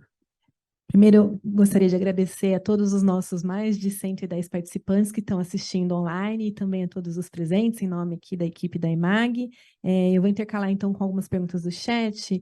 Eu vou ler a pergunta de Josi Clayton Geraldo. Ele pergunta, considerando a recente autorização da Anvisa para a realização de estudo acerca de uma modalidade terapêutica de terapia gênica com as chamadas CAR-T-cells, há alguma previsão para a disponibilização desse tipo de tratamento no SUS? Então, interessante que eu mencionei esse exemplo, né? CAR-T-cell é uma medicação disruptiva. O que é feito? Você tira linfócito do paciente, em laboratório você usa um vírus, é um vetor, esse vírus incorpora um código genético específico na célula do paciente e a célula passa, então, a ter a capacidade de identificar a célula cancerosa. Aí você pega essa célula do paciente, o mais próximo que eu posso explicar para vocês é como se fosse numa cervejaria. Você produz, faz com que ele expanda, se a célula se divida no laboratório, aí você pega essa bolsa com células que são quiméricas porque elas têm um componente exógeno que foi incorporado ao DNA delas, dá para o paciente, as células entram e caçam o tumor, e como eu disse, 40% de pacientes com linfoma refratário acabam tendo chance de cura com essa medicação. O drama custa mais de R$ 2 milhões. A aplicação, uma aplicação, porque tem todo esse trabalho de tirar, mandar para os Estados Unidos, fazer o produto voltar, e custa mais ou menos mais R$ 1 milhão só para você sustentar, porque os efeitos colaterais são terríveis nas primeiras 2 semanas. O paciente frequentemente fica 2 semanas na UTI, muitas vezes em coma. Então é aquele tratamento forte mesmo. Bom, o que passou na Anvisa agora não é o CAR-T-cell. A CAR-T-cell já está aprovada no Brasil da Novartis e da Kite, que é uma outra competidora deles, por esse preço elevado. O que foi aprovado na Anvisa recentemente é o estudo clínico a ser feito pelo Butantan, que construiu uma fábrica de CAR-T-cell em Ribeirão Preto. Então, seria um produto brasileiro com potencial de ser um custo muito menor. Então, para nós, a nossa impressão, minha impressão, é que para que nós possamos incorporar no SUS, nós temos que rezar que este produto de Ribeirão dê certo e a gente possa pagar um valor decente. Por que eu falo um valor decente? Foi publicada uma carta, cientistas americanos criticando o preço do Carticel nos Estados Unidos, que é o mesmo do Brasil. E o que eles falam? Grande parte da tecnologia que foi utilizada para fazer o Carticel foi desenvolvida com recursos do governo americano, governos americanos. E hoje eles calculam que custaria ao redor de 60, 70 mil dólares por uma dose de Carticel. Eles falam, se custa 70 mil dólares, como é que a empresa comercializa 400 mil dólares? Que é o preço que está no Brasil também. Então, foi uma crítica aberta, publicada num jornal importante, médico, New England Journal of Medicine, uma carta de 4 hematologistas famosos criticando muito a precificação. Então, isso quer dizer o quê? Se essa fábrica do Butantan conseguir produzir um produto que aparentemente é eficiente, todo mundo já recebeu no seu WhatsApp a imagem do paciente com linfoma que teve a resposta completa, né? Aí a gente poderia negociar com o Butantan um preço muito, muito inferior e aí possibilitaria que isso fosse feito no SUS, né? Essa é a nossa esperança. Eu visitei a fábrica, sabe, doutor? É uma fábrica espetacular, muito bem montada. Se alguém for a Ribeirão e pedir licença ao Dimas Covas, ao doutor Zago, são os responsáveis lá por Ribeirão, acho que vale a pena visitar. É uma fábrica impressionante. Doutor, primeiro eu agradeço pelo seu tempo, pela sua presença. Meu nome é Regilena, sou juíza aqui em São Paulo. E a pergunta que eu gostaria de fazer é no sentido inverso do que nós estamos conversando sobre o judiciário. Eu gostaria de perguntar se na área médica também existem essas discussões, essas conversas e essa preocupação sobre as consequências quando um médico prescreve um medicamento de alto custo. Porque também tem como o senhor disse no começo, o médico também tem esse receio de não prescrever nada e falar para o paciente não tem nada a ser feito, o paciente sempre quer alguma solução, ainda que não vá resolver. Então, essa questão da responsabilidade dos médicos em geral por prescreverem esses medicamentos de alto custo, se existe esse debate. Existe. Eu agradeço a pergunta, porque ela é muito relevante. Existe esse debate a nível mundial. A Sociedade Americana de Oncologia, o nome é meio estranho, o acrônimo fica ASCO, né? Mas é uma sociedade muito séria, tem 40 mil sócios ao redor do mundo, associados ao redor do mundo, e eles fizeram uma cartilha, na realidade, e continuam falando sobre isso, são as boas escolhas, você escolher com bom senso o que vai ser prescrito. Porque o paciente familiar, ele está no papel dele. Ele quer uma solução, ele quer buscar uma solução, e é legítimo, qualquer um de nós faria a mesma coisa, ainda mais não tendo conhecimento médico. Então, nós médicos temos que ter muita consciência quando a gente faz essas prescrições, etc. Então, a discussão está acontecendo a nível mundial, a Sociedade Brasileira de Oncologia encampou essa ideia, e a gente tenta fazer similar ao que está sendo feito aqui, a gente faz muitos eventos tentando estimular com que as pessoas pensem. Outra coisa que tem sido feita é enfatizar, eu mostrei no início da minha apresentação sempre, fazer uma separação, um reconhecimento e uma separação muito grande de conflitos de interesse. Isso é muito importante também.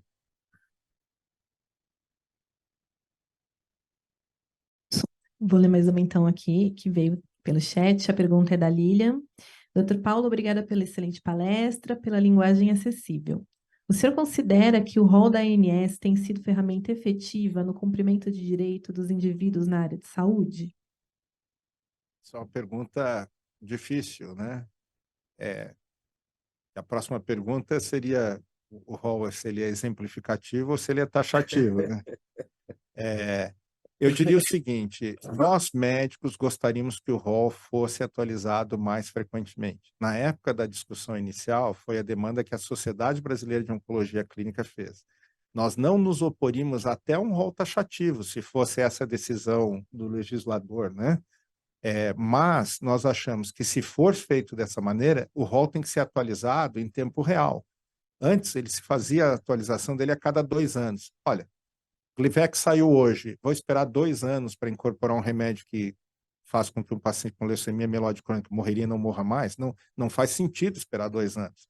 Houve uma promessa na época da ANS de que se encurtaria para 6 meses dos intervalos. Eu teria que olhar se eles estão cumprindo isso ou não, porque faz muito pouco tempo.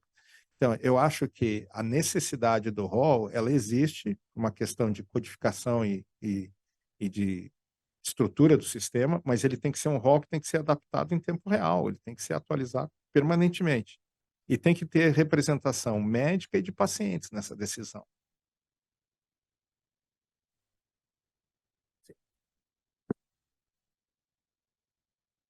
Primeiro, parabenizá-lo, né, pela palestra. Eu gostaria de saber como que é feito todo esse controle e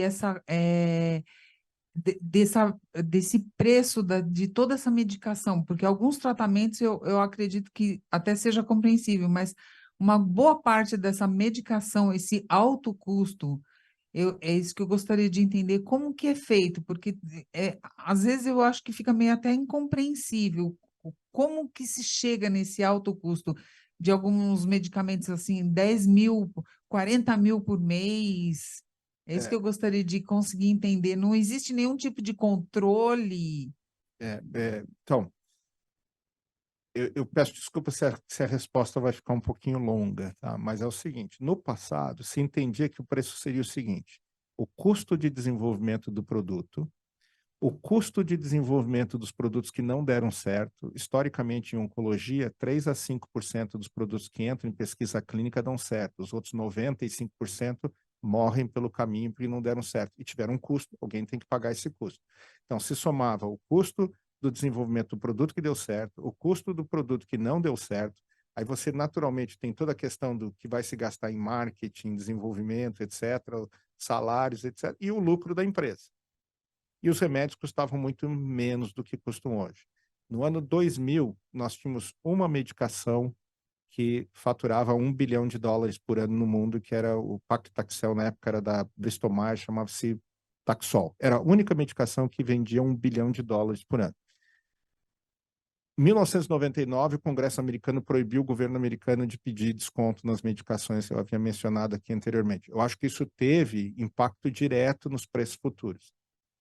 A Bristol Myers comprou, estava ficando sem patentes. As medicações deles que eles tinham etoposide, paclitaxel, etc., perderam a patente, carboplatina, e estavam procurando desesperadamente um produto que tivesse patente para eles. Eles têm que ter uma cesta de produtos. E eles pagaram $1 bilhão por um produto, na época era o cetuximab, e passou a ser um produto deles. Eles pagaram a empresa que havia desenvolvido o produto $1 bilhão. E se criou a ideia de que desenvolver um produto custa $1 bilhão. Foi daí que saiu esse número, porque a Bristol pagou isso por aquela medicação. Então, aí começaram a haver um aumento dos preços. E esse aumento dos preços começou a ser absolutamente o que o mercado americano sustentava. Então, hoje, você tem uma lógica muito deturpada do que deve ser o preço de um produto. Eu acabei de mencionar quanto custa para você fazer um carticel, quanto a empresa cobra. O Glivec, que o doutor mencionou anteriormente, custava $40 mil por ano quando foi lançado. No ano que ele perdeu a patente, não tem mais patente, agora é genérico, ficou muito barato, mas no ano que ele perdeu a patente, nos Estados Unidos custava $100 mil por ano. O que devia ser o contrário, porque você pega o valor que foi, voltando, você pega todo o valor que você quer e divide pelos anos de patente. Então, se você aumenta a população que vai usar um produto, ou se você dá mais tempo de patente, deveria cair o preço. Isso não aconteceu, com o Glivec foi ao contrário, ele dobrou de preço na vida da patente, enquanto que a indicação foi aumentando, saiu só de LMC, foi para GIST, para leucemia eosinófila, ou seja, aumentou o número de pacientes tomando e aumentou o custo, não faz sentido. Então, houve uma perda da lógica de precificação de medicações.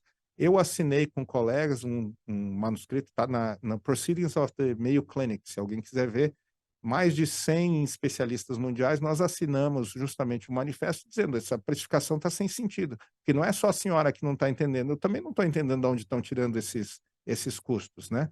Parece que o custo hoje é quanto o mercado americano sustenta.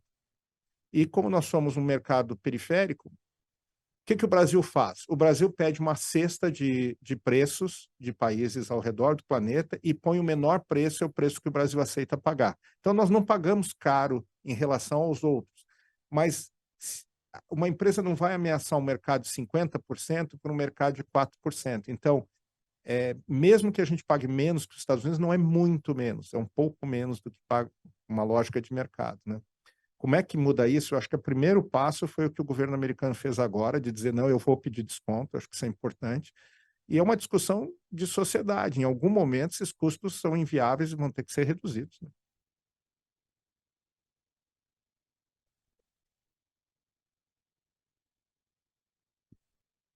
Bom dia, sou Marcelo, parabéns. Realmente foi muito boa a palestra. Eu tenho uma colocação e uma pergunta, né?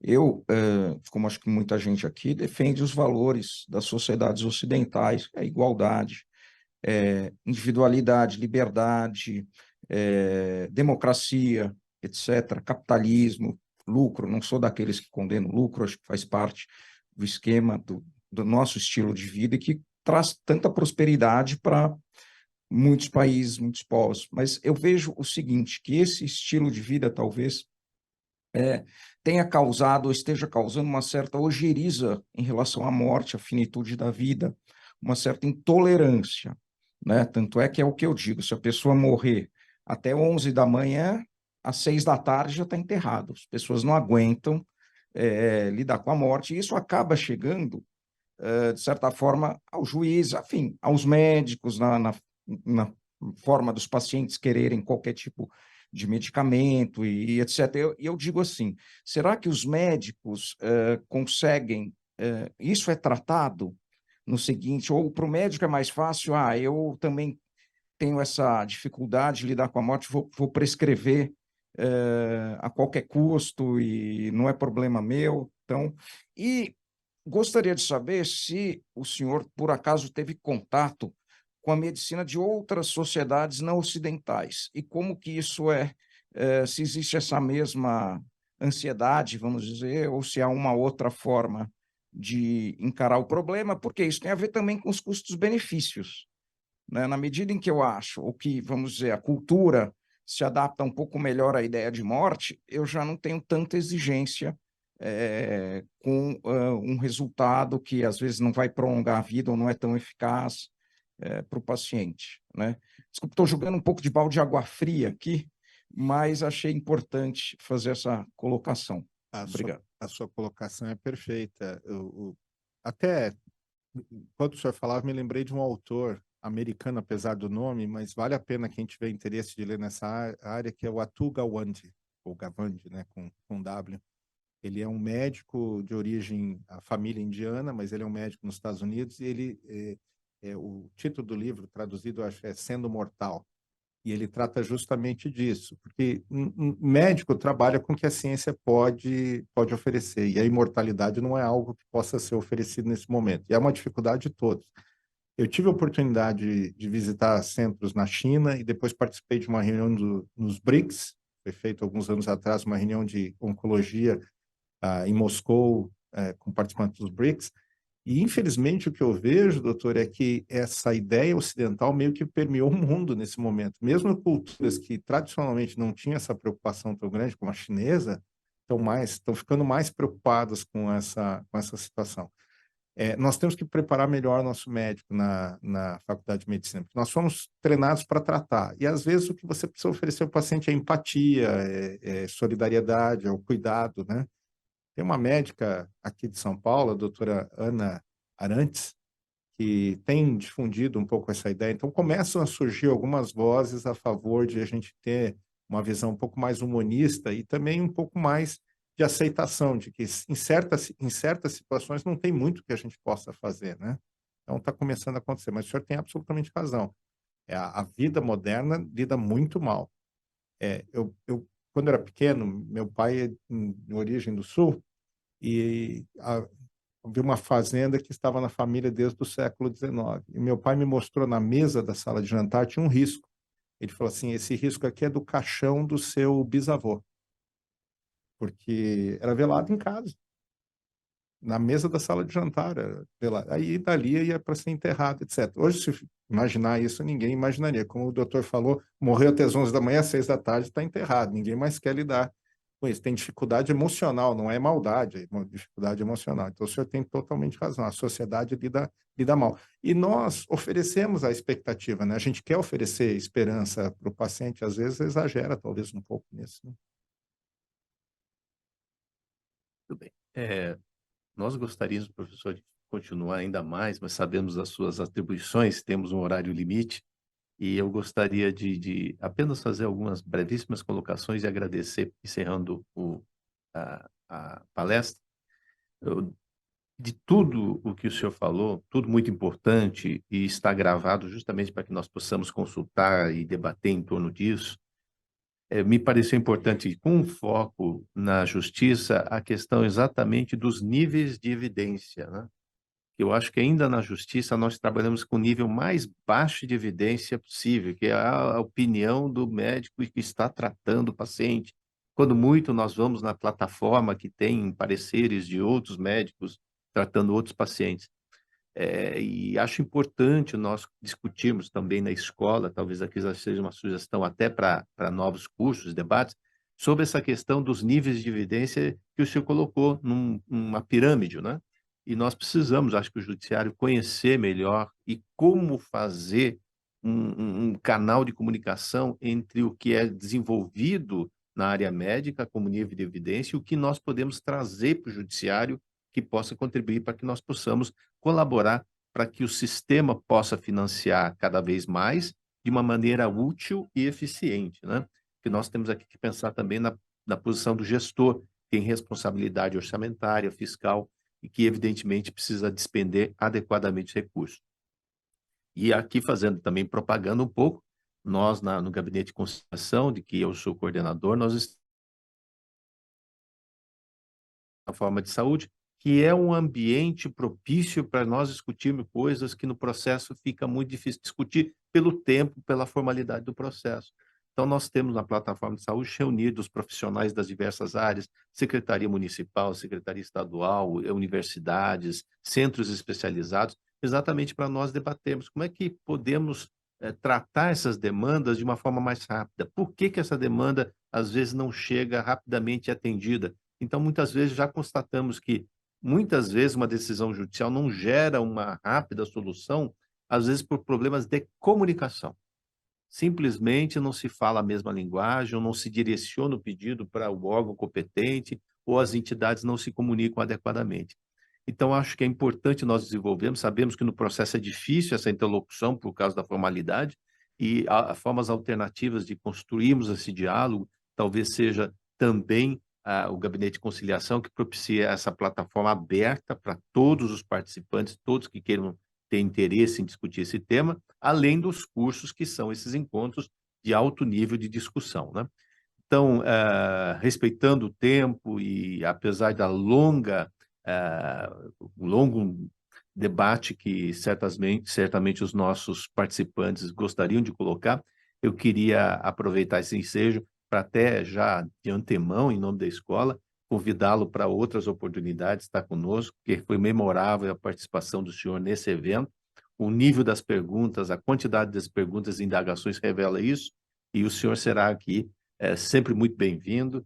Temos o prazer e a honra de recebê-lo e gostaríamos de agradecer essa participação efetiva do senhor nesse debate, também de sua equipe que está aqui conosco, a doutora Joyce também, e agradecer também a própria EMAG pelo desenvolvimento e também o Instituto de Câncer do Estado de São Paulo e CESP por ter nos dado a oportunidade de ouvir o senhor nesse evento. Muito obrigado, e eu gostaria, assim, de encerrar essa palestra, agradecendo a presença de todos que estão aqui presencialmente conosco e à distância pelos canais de comunicação, YouTube e sistema aqui que está sendo desenvolvido para esse evento. Muito obrigado a todos, um bom dia e até a próxima.